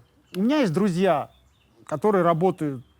Вот один работал в Кремле, второй там работает еще кем-то, а второй там, сказать, строитель, третий велосипедист, там разные друзья есть, и я с ними, мы не садились и говорили: а вот, блядь, там Путин или что-то. Ну, это, во-первых, контекста этого не было, про это говорить, а во-вторых, как бы все понимали, и я знаю только одно: он мне никогда ничем не помогал, и никто мне не может это предъявить. Он мне не предлагал помогать, а я его не просил. Мы вот так вот держали дружбу, паритет. И я от него никогда не буду открещиваться, потому что я считаю, Дима прекрасный человек, реально крутой. Все, что он говорит, как сказал Путин, он несет пургу. Но он этому не верит. Я так думаю. Он мне это не говорил, но я так думаю. И да, там сказать, ну, опять же, как дружили? Вот это же дружили. Опять же, 3 года я вообще его не видел. Встречались 2 раза в год. Мы хорошие, я бы сказал, даже знакомые. И в общем и целом он очень либеральный человек. Ты будешь смеяться. Он либеральный человек. Либеральных взглядов. Очень трезвый, образованный. Надеюсь, он не скурвится, как Лавров. Потому что Лавров, который я тоже так, я с ним не знаком. Ну так вот, он же был такой интеллигентный, либеральный и трезвый. Ну, ты понимаешь, последнее его заявление, конечно, совсем печаль вызывает. Про Гитлера и еврея? Ну, там куча. Это уже, как сказать, там какие-то ядерные угрозы всему миру. Ну, что это такое? Может ли прекрасный человек заниматься такой работой, как Дмитрий Песков? Я понимаю, о чем ты говоришь. И, ну... А как он оттуда уйдет? Вот как он оттуда уйдет? Встанет и уйдет. Ну, хрен его знает. Я слышал, Набиуллина тоже хотела встала и уйти. Ну, говорят, что есть версия, что это слух, запущенный намеренно для того, чтобы попробовать спасти ее репутацию. Я не знаю, так это или нет. Есть версия. Я не знаю. Мне кажется, я не знаю, как он может уйти или не может уйти. Как можно встать? Ну, это его работа, а хрен знает. Вдруг ты дружишь с гробовщиком каким-нибудь. Вот как бы вот он там, не знаю, покойников там или еще что-то. Я не знаю. Это неправильное сравнение. Гробовщик, он не убивает людей, он отправляет их в последний путь. Я не думаю, что Дима убивает кого-то, ты же понимаешь. Он как бы комментирует. Он всего лишь пиарщик. Мне все время говорили: вот Дима Песков там. А я говорил: ну, вот у меня тоже есть пиарщик в банке был. Я говорю: ну, вот я его вижу раз там в неделю. Вот что он может повлиять? Ничего. Вот как он может на меня повлиять? Я ему говорю: говори это, неси туда, делай то. Что он сделает? Есть мнение, и оно крайне логично звучит, Так. что те, кто отвечали за пиар и пропаганду, прямые соучастники того, что бомбят мирные города и на тот свет отправляют мирных людей. Я слышал даже И такого, это очень как складно. Соловьева, был такой в Германии, его вроде повесили после Нюрнбергского, да. Ну, я думаю, вот этих людей тут вопросов нет. Всякие там, ну, мы знаем. А чем отличается Песков от Соловьева? Тем, что он марафетит то, что он говорит под интеллигентский, немного такой даже игривый интеллектуальный стиль. Смотри, я, а не орёт я в лично микрофон. знаю, ну, как тебя, общался с Песковым и общался с Соловьевым. Ну, это несопоставимые величины. Хорошо, мы не общались... Дима намного... Их нельзя сравнивать. Я думаю, Дима никогда не будет нести такую пургу, которую несет Соловьев. Ну, мне так кажется. Может, я сейчас выступаю каким-то его защитником, но я думаю, это неправильно. Ну, мне кажется, ты просто противоречишь себе. Давай. Ну, смотри, допустим, я дружу, вот есть прекрасный человек, не знаю, там, Вася Иванов. Так с ним классно общаться. Да. Мы на сноуборде вместе катаемся. Бухнуть. Да, мы любим краснодарское вино от Галицкого, например, которое он запустил. Мы любим в Розу ездить. Так. Мы любим много чего делать, да, Так. ходить на панк-концерты. Но при этом Вася работает ментом и на работе пытает людей. И я это знаю. И я говорю, ну я про работу с ним не говорю, потому что так мне классно в мошпит залезать вместе с этим Васей, и я с ним об этом не говорю. И я себя так оправдываю. А он приходит и очень мастерски душит тех подозреваемых, там, устраивает им всякие штуки. Не кажется ли тебе, что это очень во-первых, то же самое? Смотри, я просто никогда не хочу быть подлецом и опять карму себе портить. И не хочу кого-то предавать вот так вот в онлайне и говорить, да не, конечно, он мудак.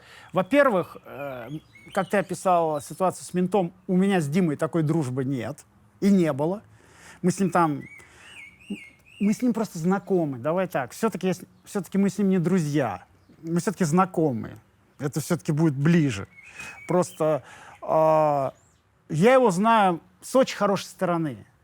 И то, что фото даже он сфотал, это, по-моему, он сам говорит, да вывеси в Инстаграм, там что-то. Он очень открытый, либеральный, какой-то классный. Я вот такого знаю, понимаешь? Я не могу от него отрекаться. Ну, что вы от меня хотите? За что бы я сейчас сказал, что там Песков мудак? И он не мудак, он хороший человек. Я его знаю как хорошего человека. Да, у него поганая работа. Ну, простите его. У меня есть другой вариант. У меня есть однокашница моя, Лена зовут. Подруга моя. В горном институте вместе учились.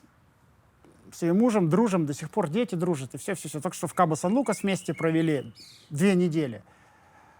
А вот все, что она имеет благодаря моей какой-то помощи, там, так сказать. Там, квартиры, машины, хорошее вино. И так. Ну, я им просто помогал, потому что друзья, одноклассники, там, сказать, то там помогу, сям помогу. Она там занимается всякими вещами. И она вот считает, что вот этот вот пиздец, операция Z, это хорошо. И вообще она путинистка. Вот что мне сейчас с собой сделать? Мне 34 года нашей дружбы куда деть? Мне сказать, иди нахуй, Лена. Там есть подружка Света из этой же группы. Она тоже путинистка. И тоже Z на машине рисует. Вот как мне с этим жить? Подскажи мне. Вот что мне делать? Мне перестать общаться с моими однокашниками, с которыми я в общаге с одной бутылки, вы-то не помните, по 6 рублей водку пил, вот это разливал по стаканам, по граненым, с их мужьями.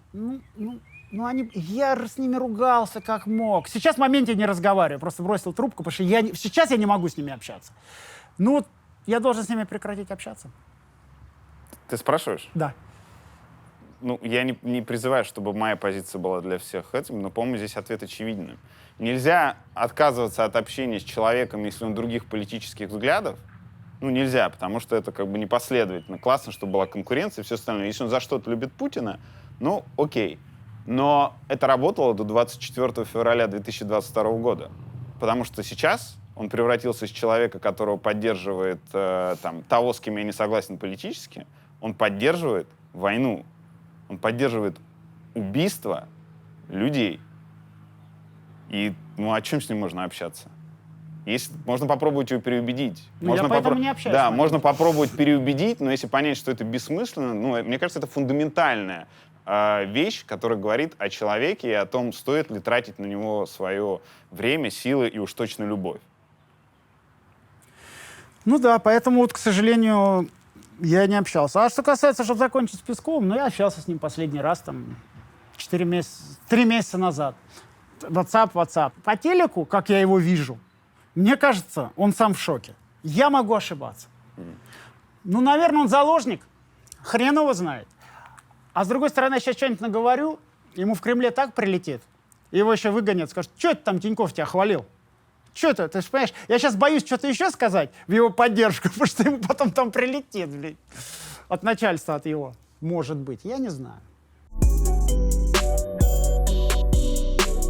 Про рак ты давал большое интервью Панишкину. Да, там все, по-моему, там все в деталях, поэтому. Максимально в деталях. Несколько уточнений. У тебя сначала была химиотерапия, а потом через какое-то время ты делал пересадку костного мозга. 3 химиотерапии сначала, которые убивали рак, а через 4 месяца пересадка.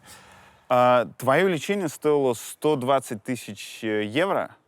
В Германии, где меня спасли жизнь 3 химиями, и пересадка еще 120 тысяч, уже сама пересадка. То есть итого где-то 250 там. Твой сосед по койке, Немец. садовник, лечился бесплатно. Да, это точно. А государство Германия за него платило.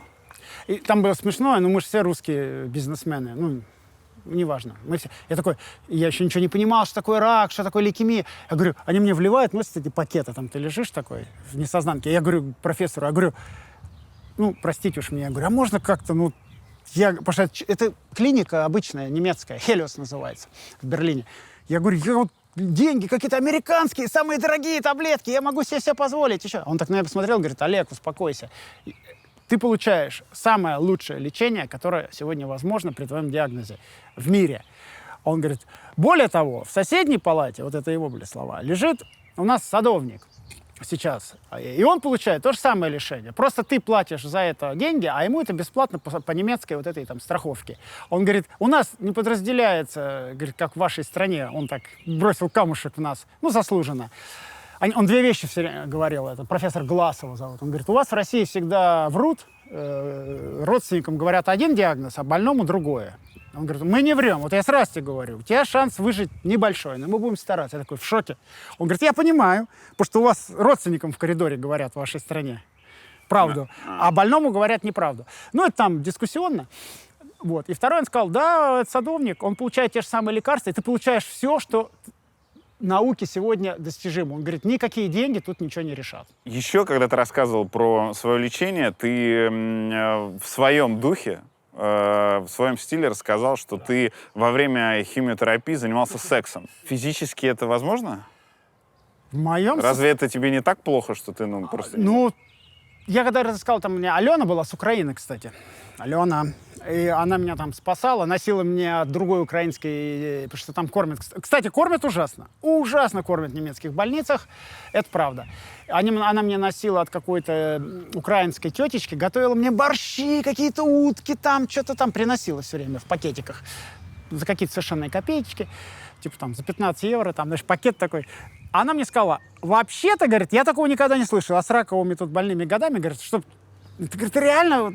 Я говорю, ну, как-то я вот так. Она, ну, я думаю, это физиологические всякие особенности организма. Пардон, ей стало известно о том, что у вас свидание было с женой? Да я просто с ней прикололся. Она мне что-то говорила, ну, там, в контексте. О, давай, Олег, там, ты должен там больше спортом заниматься. Я говорю, ну, что, давай, я вот вчера тут то-то, то-то делал. Он такой, о, говорит, ну, ты даешь. При том, что при гематологических онкологии, при вот, ну, там, лейкемиях, лимфомах и так далее, самая сильная химиотерапия. Считается, что самая мощная химиотерапия, которую получает человек, ну, потому что у тебя, представляешь, везде клетки, это не какой-то орган, а это везде. Самая мощная химиотерапия именно при раковых, при кровях рака и вроде при каких-то еще там саркомах сложных. Ну, в общем, я получал бутинати дозу. Там есть такой дексорубицин, по-моему, называется. Такая красная, его называют Red Devil. Такая красная штучка, она очень неприятная. Когда тебя в нее вливают, ну ты реально... Это мне все время говорят, как химиотерапия? И я лучше не нашелся, чем объяснить, сказать. Ну, наркотики наоборот. Обратно пропорционально любым наркотикам. Вам про наркотики нельзя, но вы все равно иноагенты, вам уже похуй. Ты каждый год проходил чекап, медицинское обследование, Да. кажется, в декабре ты делал полное обследование. Да. Но даже оно на ранней стадии не поймало рак. Это называется acute лейкемия, то есть, как это там, я уж начинаю, в России не был, острый лейкоз. Чем отличается острый, это 2 недели.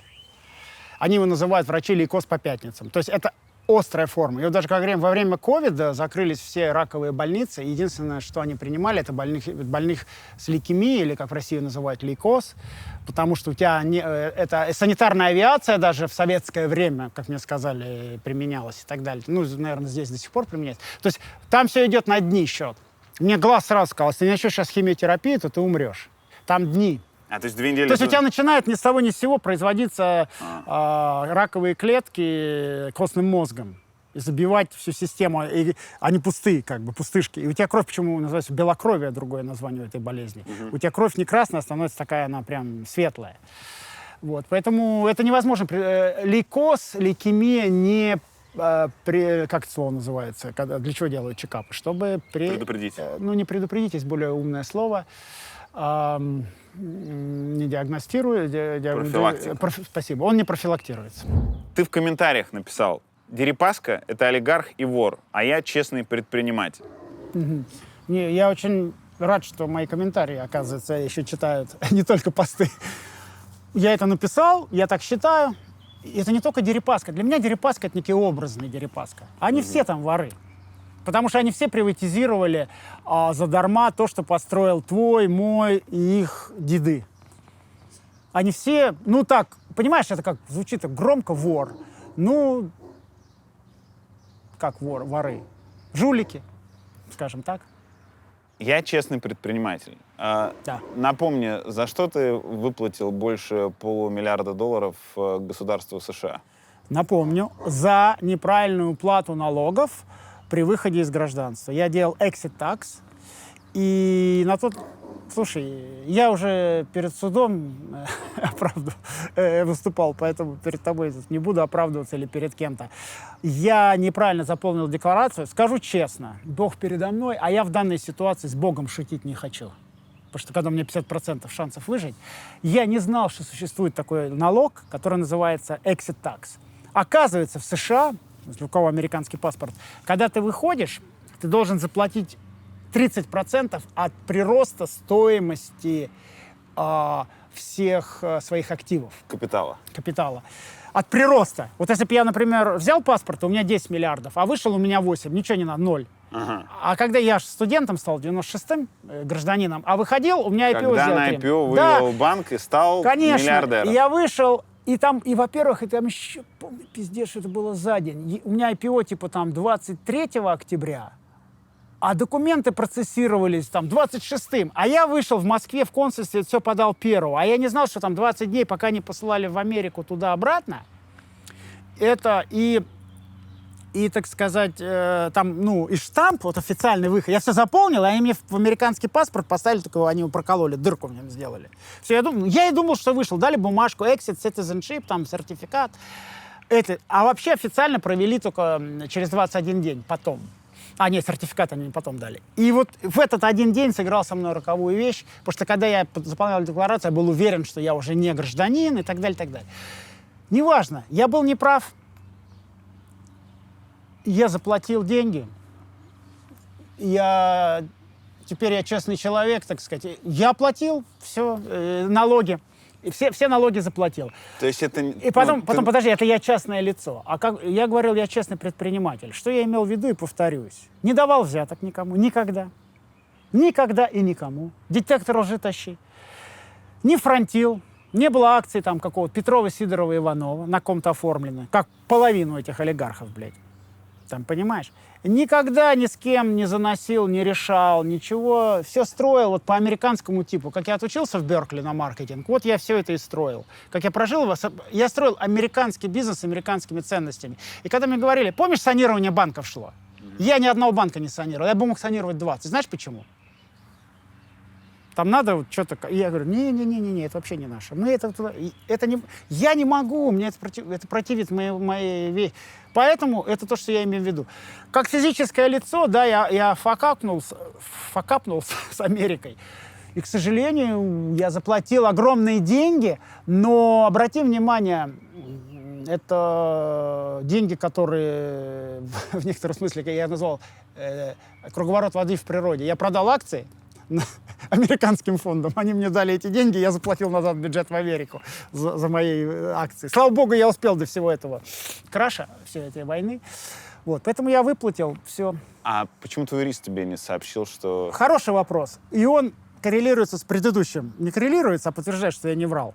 В отличие от Миши Пети, которых только что упоминал, который работает с юристами, пиарщиками, я вот такой человек, как ты говоришь, как я буду жить. Ну, я такой какой-то вот, как все. Я простой. Я выходил сам, потому что я по-английски неплохо говорю. Я просто взял все это, заполнил, и все. Я не нанял юриста. У меня не было юриста. Я говорю, ты что, дебил? Я говорю, ну, ребята, в контексте. Во-первых, 13-й год, там что-то. У меня просто юриста не было. Я его даже не нанял. Я просто сам все заполнил. Потому что в Америке ты можешь сам все заполнять. Идешь на сайт, пожалуйста. Форма 1040 называется. Я ее заполнил. Написал и заплатил там какие-то. Я там платил какие-то, поскольку там по 300 тысяч долларов в год, что-то такое. Там. Вот я заплатил, что я должен был заплатить подоходного. А exit tax, видишь, я не знал. Виноват. Там же уголовка могла быть, да? Ну, это уголовное было. Это было уголовное преследование. Ты допускал мысль, что ты можешь сесть в тюрьму? 100%. Я не сел в тюрьму только потому, что я болею раком. И, кстати говоря, это тоже мне был большой триггер про суды. Потому что я был на суде по Zoom, это было очень сложно. И такой Джадж Тайгер, это тот самый джадж, который, помнишь, Трамп первый закон сделал не пускать иммигрантов. А теперь вдумайся в контексте к Путину и все это. Джадж Тайгер overrule, он сказал, нет, он не прав, иммигранты могут въезжать. Помнишь вот это? Это он. Первый гей-марriage, брак, это он. Он такой ультралиберальный сан-франциский джадж. А я Сан-Франциско. Он такой мне сказал... Судья Тайгер. Судья. Да. Джордж Тайга, у него фамилия. Я реально заплакал на суде, потому что он сказал примерно следующее. Он сказал, ты совершил страшное преступление. Ты должен сидеть в тюрьме. И за твой кондакт, он там что-то говорит, это 6 лет тюрьмы. И так показывает мне в камеру. Он говорит, это 6 лет тюрьмы. Но я никогда не посажу тебя в тюрьму. Потому что, я лучше по-русски, он там, you are ill man, он говорит, потому что ты больной человек. И я знаю, что у тебя 50% шанс выжить. Я не посажу тебя в тюрьму. Ты должен заплатить штрафы, потому что я должен был заплатить 200, там, со штрафом 500. 530 я заплатил даже, не 507, 530. Ты должен заплатить там 530. И я от всего своего сердца желаю тебе здоровья и выжить. Блядь, я заплакал. Это правосудие. Но ты понимаешь, вот это правосудие. И это где России... Начать с чего нужно в России? С люстрации. Всех судей нахуй. Все ФСБ, КГБ, СВР, ГРУ... Милиция, хер с ним там, все равно сброд не трогать. Этих разберемся потом. Вот их всех люстрировать, вот прям всех, понимаешь? Это просто... Ельцин это не доделал. Когда пришел Ельцин к власти, когда по стол пешком ходили, я хорошо помню, я пошел ООО «Петросиб» свой регистрировать, и все закрыто, и везде печати висят. Я помню это хорошо, это был Фрунзенский район, жил Ленинграда, горком. Они говорят, а горком партии опечатан. Ельцин запретил коммунистическую партию, ты понимаешь? Но потом он заднюю включил, к сожалению. И все это опять, и все эти мудаки пришли к власти, понимаешь? Ну, в общем и целом, конечно же, Россия не поменяется, пока не будет полной иллюстрации всех этих судей. И я бы еще всех учителей зарегистрировал, всех до единого. Потому что те, кто подделывают выборы, они не учат людей, они подделывают выборы. Вот все, что они делают, вкидывают там бюллетени. То есть полная иллюстрация. Учителя, судьи, ФСБ, КГБ, СВР там и далее по списку. Только после этого мы можем сесть и о чем-то говорить. Если ты хочешь сильно туда Пескова засунуть, засунь. Но мы должны сделать эту иллюстрацию. Ты говорил, что взрослая гематология в России — мрак и ужас. Ну, это такая легкая формулировка. Что именно? А все. Если ты, смотри, если ты не в городе-миллионнике, и тебе 50 лет, и у тебя лейкемия, то с вероятностью в 90% ты умираешь. если ты в любом европейском городе, в деревне в любой, и тебе 50 лет, у тебя лейкемия, с вероятностью в 50%, даже 40% ты умираешь. Ну вот вся разница. То есть там в разы просто, в разы. Нету ничего, нету нормальных палат. Нет, мы сейчас, вот, фонд семьи Тиньковых, мы сейчас ремонтируем 3, строим там, не ремонтируем, строишь трансплантационные центры в Челябинске, по-моему, в Екатеринбурге, еще где-то, не помню. Нету трансплантационных палат. И обучением еще нянечек, у нас 3 проекта. Лабораторное обучение и нянечки. Вот. И строительство ТКМ, трансплантационных центров. Вот. Нету центров, нету обученных нянечек, нету врачей, нету медикаментов, нету химиотерапии, нету доноров, нету нихуя. Вот просто нихуя. Я хотел потратить своих $200 миллионов в это. И хотел что-то поменять. Ну, больше я потом им дал. Мы хотели $1 миллиард в итоге собрать, и мне уже начали деньги. Там большие компании, не буду там говорить, там посылали, там Северсталь, еще какие-то уже миллионы нам стали долларов. Потому что я даже не просил, и то стали стать. То есть все понимали, какое великое Давай дело коротко делаем. объясним, что такое эндаумент. Я могу ошибаться. Это, допустим, у тебя есть $1 миллиард благотворительных. Да, ты его вкладываешь в бизнес некий, в инвестиции. В инвестиции, и на проценты идут туда. То есть, грубо говоря, набегает, например, 10% в год прибыли, и получается 100 миллионов. Ну, и эти 100 миллионов разбрасываются на благие дела. Идея была собрать $1 миллиард, 10 под 10%, чтобы по-простому. $100 миллионов был бы бюджет этого фонда ежегодный. Мы хотели сделать регистр, договориться там, сказать, с Первым каналом, со Вторым, с Третьим, сделать эту, ну, ты знаешь, рекламу. Давай, извини, я умею делать. И как бы мы хотели все это дело двинуть. Ты говорил, что смертность в России от рака крови у взрослых очень высокая, а у детей она сильно снизилась. Да. Какие цифры? В общем, давай так, что называется. Ну, видишь, взрослых там же много. Что значит взрослый? 80 — это взрослый, и 40 — это взрослый. Поэтому все-таки там нарезка. Но вот так как рост... Вот вообще, если взять, у детей выживаемость 95%, 5 умирает, а у взрослых примерно 50-40% выживает, 50-60% умирает. Но мы говорим взрослые, это все, что 30+. Понятно, что как сказать, в когорте там 70-80, там умирает типа 95%, а в когорте 30, наверное, выживает 60%, понимаешь, да? Насколько правильно считать, что один из тех, благодаря кому выживаемость детей резко поднялась, это Чулпан Хаматова? Ну, это 100% она. Она это сделала и подняла. Там, конечно, ряд коллег, там Мощан есть такой, там еще коллеги. Там, ну, Панюшкин какой-то пиар там прикрыть, что называется, осуществлял. Там командная работа фонда «Подари жизнь», ну, человек, кто эту тему двинул, и двинул ее капитально, это Чулпан Хаматова. Тут даже двух мнений быть не может. Она просто, вот вдумайтесь, вот ее карма, я борюсь сейчас за свою карму, а у нее карма уже все, она уже в раю. Она ангел, потому что, ну, она натурально спасает. До нее было типа 40% только выживало. Да. То есть она натурально... Вот десятки тысяч детей в России сейчас не умирают благодаря одной женщине. Ну, роль личности в истории. Ты говорил, что много наговорил лишнего и неприятного. Есть 2 вещи, которые кажутся, ну, дикими безумно. Давай. Первое. Сегодня у нас прямо исповедь. Девочка с короной в офисе Тинькофф банка. Вообще прикол был, мы с ней договорились, ровно полная херня. Вот все передернуто. Ну, подожди, ты ее прямо оскорблял. Да мы с ней договорились. Мы как прикол. Давай, говорю, там трафик накрутим туда-сюда. Это не принимается. Она была в курсе? Позвони и спроси. Я не знаю, сейчас я телефон даю. Конечно. Ну, мы с ней общались, она у меня работала еще 3 года. Так мы с ней так договорились. Я говорю, давайте я сейчас назову так и так, так и так. Там трафик. Тогда что-то я увлекался, как ты сейчас. Сейчас я не увлекаюсь лайками, там, херайками, просмотрами. Но тогда я еще увлекался. Говорю, давай сейчас хайпанем. Вот слово, тогда еще слова такого не было. Это чистый хайп, это была с ней договоренность. Снимаем вопрос. Второе. У тебя был конфликт с Немагией. Так. И к Немагии пришли с обыском и со всем остальным. И выглядело это так, что богатый человек Тинькофф натравил ментов по делу об оскорблении чести и достоинства, и в деле, на которое, ну, в общем, все понятно, да. вяло, короче, кто-то как-то реагирует, следователи приехали из Москвы, Еще раз. обыск и все остальное. Смотри, рассказываю. Я не посмотрел про никогда эту хрень, но когда мне прислали несколько выдержек, там что-то на меня писают, там еще что-то, я, кажется, взбесился. Взбесился. Но потом случилось очень плохое. Они, оказывается, там оскорбили мою супругу.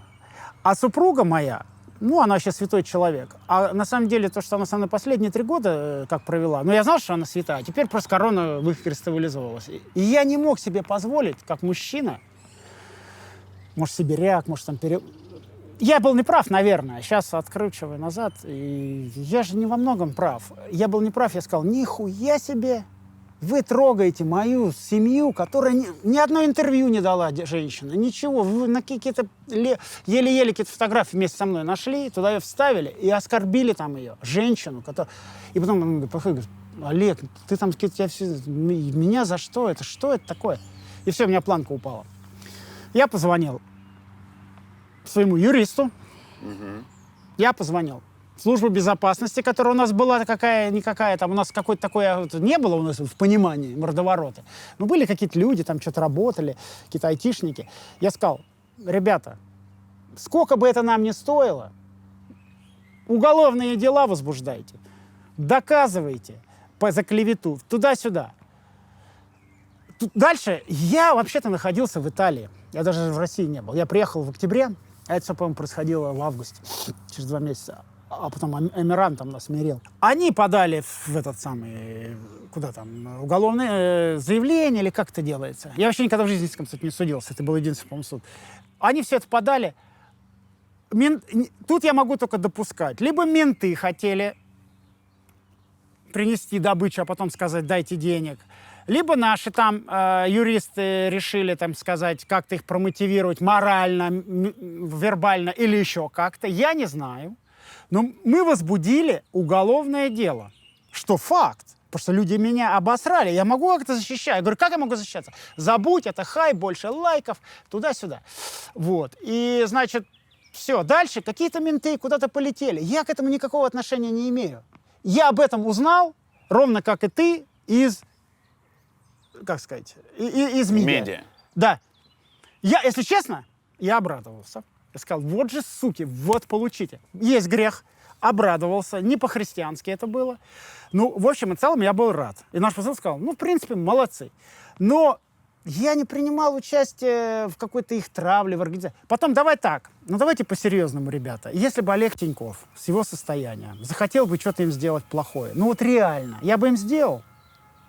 Ну, как ты думаешь? Ну, давай. В итоге я все отозвал, когда весь этот скандал начал. Сказать, забудьте, нахуй. Все, был неправ, за жену зря вписался. Если бы я им хотел что-то сделать... И прошло сколько времени? 5 лет. Ну, я бы сейчас мог, через 5 лет кто-то там, я не знаю, там ногу сломали кому-то, или там под машину попал, или в тюрьму сел за хранение наркотиков. Сколько стоит в Кемерово возбудить дело за хранение наркотиков в машине сейчас? Для меня. Ну, это... У меня вино дороже стоит бутылка, блядь. Иногда. Ты понимаешь? Я что-то сделал подобное. Мне западло об этом мараться даже. Что-то им мстить. Я им простил все, кстати, давно. Я им все простил. Я на них никого не натравливал. Это все мифы. Это все мифы. Вчера вот этот вот Nike тоже это сказал. Это мифы. Никого я не натравливал. Никаких фактов ни у кого этих нет. Это просто допустимость, что богатый, когда воюет условно с бедным, как-то, у этого всегда не сытый виноват. У сытого всегда не сытый виноват. Я виноват, потому что я богаче. Ну, ребята, если бы я сильно хотел, я бы добил эту тему так или иначе, или спустя 6-5 лет. Я их простил через 3 месяца и забыл, Господи помилуй. Звучит как Путин, когда говорил, если бы хотели отравить, то отравили бы. Пускай это так звучит, но я его не травил. И я их не травил, понимаешь? По большому счету, я бы мог что-то с ними сделать, но я даже не стал это делать. То есть твоя версия, что это кто-то выслуживался? Ты понимаешь исключительность момента. Следователь из Москвы в Кемерово. Ну а как я могу ментов туда послать? Вот как? Какая у меня есть... Вот я сижу, Ну, ты же, подожди, ты минуту назад сказал, если бы у меня были с моими деньгами желания, там, хоть наркотики подбросить, я подбросил. Да. Вот по той же... Я же это не делал. Я понимаю, ну вот таким же образом. значит, Если есть такая услуга смотри, на менты рынке... возбудили. Ну, можно смоделирую? Да. Так, принесли кто Тинькофф. Слушай, а давай-ка мы сделаем так, а потом мы скажем там, 10 тысяч долларов нам дайте, или 100 тысяч долларов, понимаешь? Мы сейчас все это закроем, их упрессуем, все решили, решили. Ну, я как-то это так могу себе смоделировать. Я был удивлен сам. Ну, кстати говоря, вроде такое дело, в регионы в разные ездят менты. Это все-таки не исключительный случай, если честно. Вот. Но я к этому никакого отношения не имею. И даже заявление носили, там наша юридическая служба подавала, банка тогда. То есть я к этому отношения никакого не имею.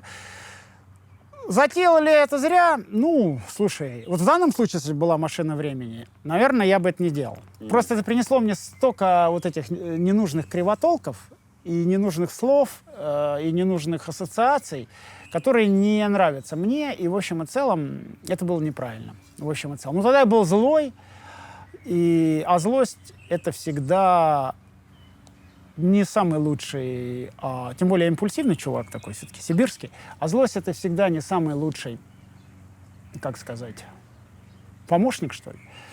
Ну, в общем и целом, если ты мне хочешь спросить, прав я или не прав? Не прав. И я великий грешник. Господи, спаси меня и помилуй. Дай Бог мне умереть без грехов. Попробую успеть причаститься и исповедоваться перед смертью. Я великий грешник. На этом я бы хотел закончить интервью. Я великий грешник и у всех прошу прощения. Простите меня все. Все. 2 последних вопроса и все. Ну, вот стандартная наша концовка в этом цикле. Как ты думаешь, когда ты вернешься в Россию? Такой, значит, стандартный ответ, когда умрет Путин. Или когда не будет Путина, да. Вот. Ну, как-то очевидно. Во-первых, непонятно, сколько я проживу. Поэтому в этом смысле тут интересный челлендж. Кто из нас вперед еще умрет? Есть ощущение, что он меня переживет. Ну, при Путине, конечно, я не вижу никакой возможности ехать. Ну, а как это поеду? То есть, чтобы меня больного... Это не американский судья. Там прям в Химках приезжают, осудят. Прям в аэропорту, блядь, выездную сделают. Прям в Шереметьево сейчас. Навального где там судили? В Химкинском райотделе. Но меня будет судить, наверное, в Шереметьево сразу. Как ты отнесся к суду Навального? И к отравлению? Ну как это? Кстати, про отравление. Я лежал в своей этой трансплантационной капсуле, а он лежал в Берлине. Я так за него переживал. В общем и целом, скажу честно, он является каким-то моим, там сказать, кумиром или что-то политическим. Я все-таки считаю, там много реваншизма, много такой агрессии, и он меня немножко пугает, как президент будущий. Но это отдельная тема. Но по-человечески, когда он заболел, как я за него переживал. Каждый день, вот это он же, потому что он там идет по лестнице Шарите, а я лечился в Хелиос, это напротив, клиника.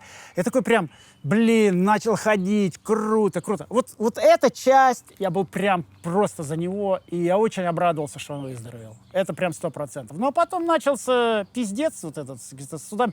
Как может человек после такой болезни в тюрьму посадить? Объясни мне. Ну ты понимаешь, он все равно же нездоров, вот объективно, он же нездоров. Ну, ему сделали бы уж там как домашний арест. Ну, камон, они так бы его отрезали, да. Ну, пусть дома чувак сидит, пьет таблетки какие-то там, я не знаю, спортом занимается, физиотерапией. Ну, за что его в тюрьму-то садить? Ты допускаешь, что никогда больше в Россию не вернешься? Да. Как ты свыкаешься с этой мыслью? Сложно. Особенно моя супруга. Но мне чуть проще, потому что я 3 года не был. Потому что я по больницам. А для моей супруги это очень тяжело. Она прям в депрессии в такой пребывает, к сожалению. Она хотя эстонка по национальности, и в Россию в 19 лет приехала и так далее, но она как-то прям себя с Россией сильно ассоциирует. И финальное. Да. В чем сила? В правде, наверное. И это что-то из «Брата», наверное, да? Сейчас «Брат» как-то совсем плохо цитируется. Давай-то переиграем, потому что я быстро ответил. Я хотел сказать в правде, в том, что в контексте, что вот я сейчас говорю, и с тобой сегодня говорил, пост сегодня я, кстати, сделал, и на днях я заявлял. Мне кажется, вот это очень круто сказать, что ты думаешь. Вот. Просто как Мне говорил- кажется, это и есть сила. Просто, как говорил один из наших героев, Вася Сигарев, режиссер, что правда у каждого своя. И поэтому, Тоже правда. и поэтому Тоже правда. у Путина своя... Это его Это цитата, я правда. цитирую его. И просто есть гипотеза, Слушай, что это привело ко всему. Ты мне дал чуть больше времени поразмыслить. А давай, помысли. Отвечу. В чем сила? Я считаю, в семье. Вот прости. Это может быть даже однополый брак, но это все равно же семья, да, какая-то? Я не говорю, там, что 5 по лавкам, вот все там. Ну, это вот какая-то вот эта ячейка общества. Как она там, первоначальная ячейка или какая уж она там? Первичная ячейка, как нас учили коммунисты. Мне кажется, семья — это в этом сила вся. Если нет какой-то вот этой вот семьи, то тогда совсем... Тогда и силы негде найти.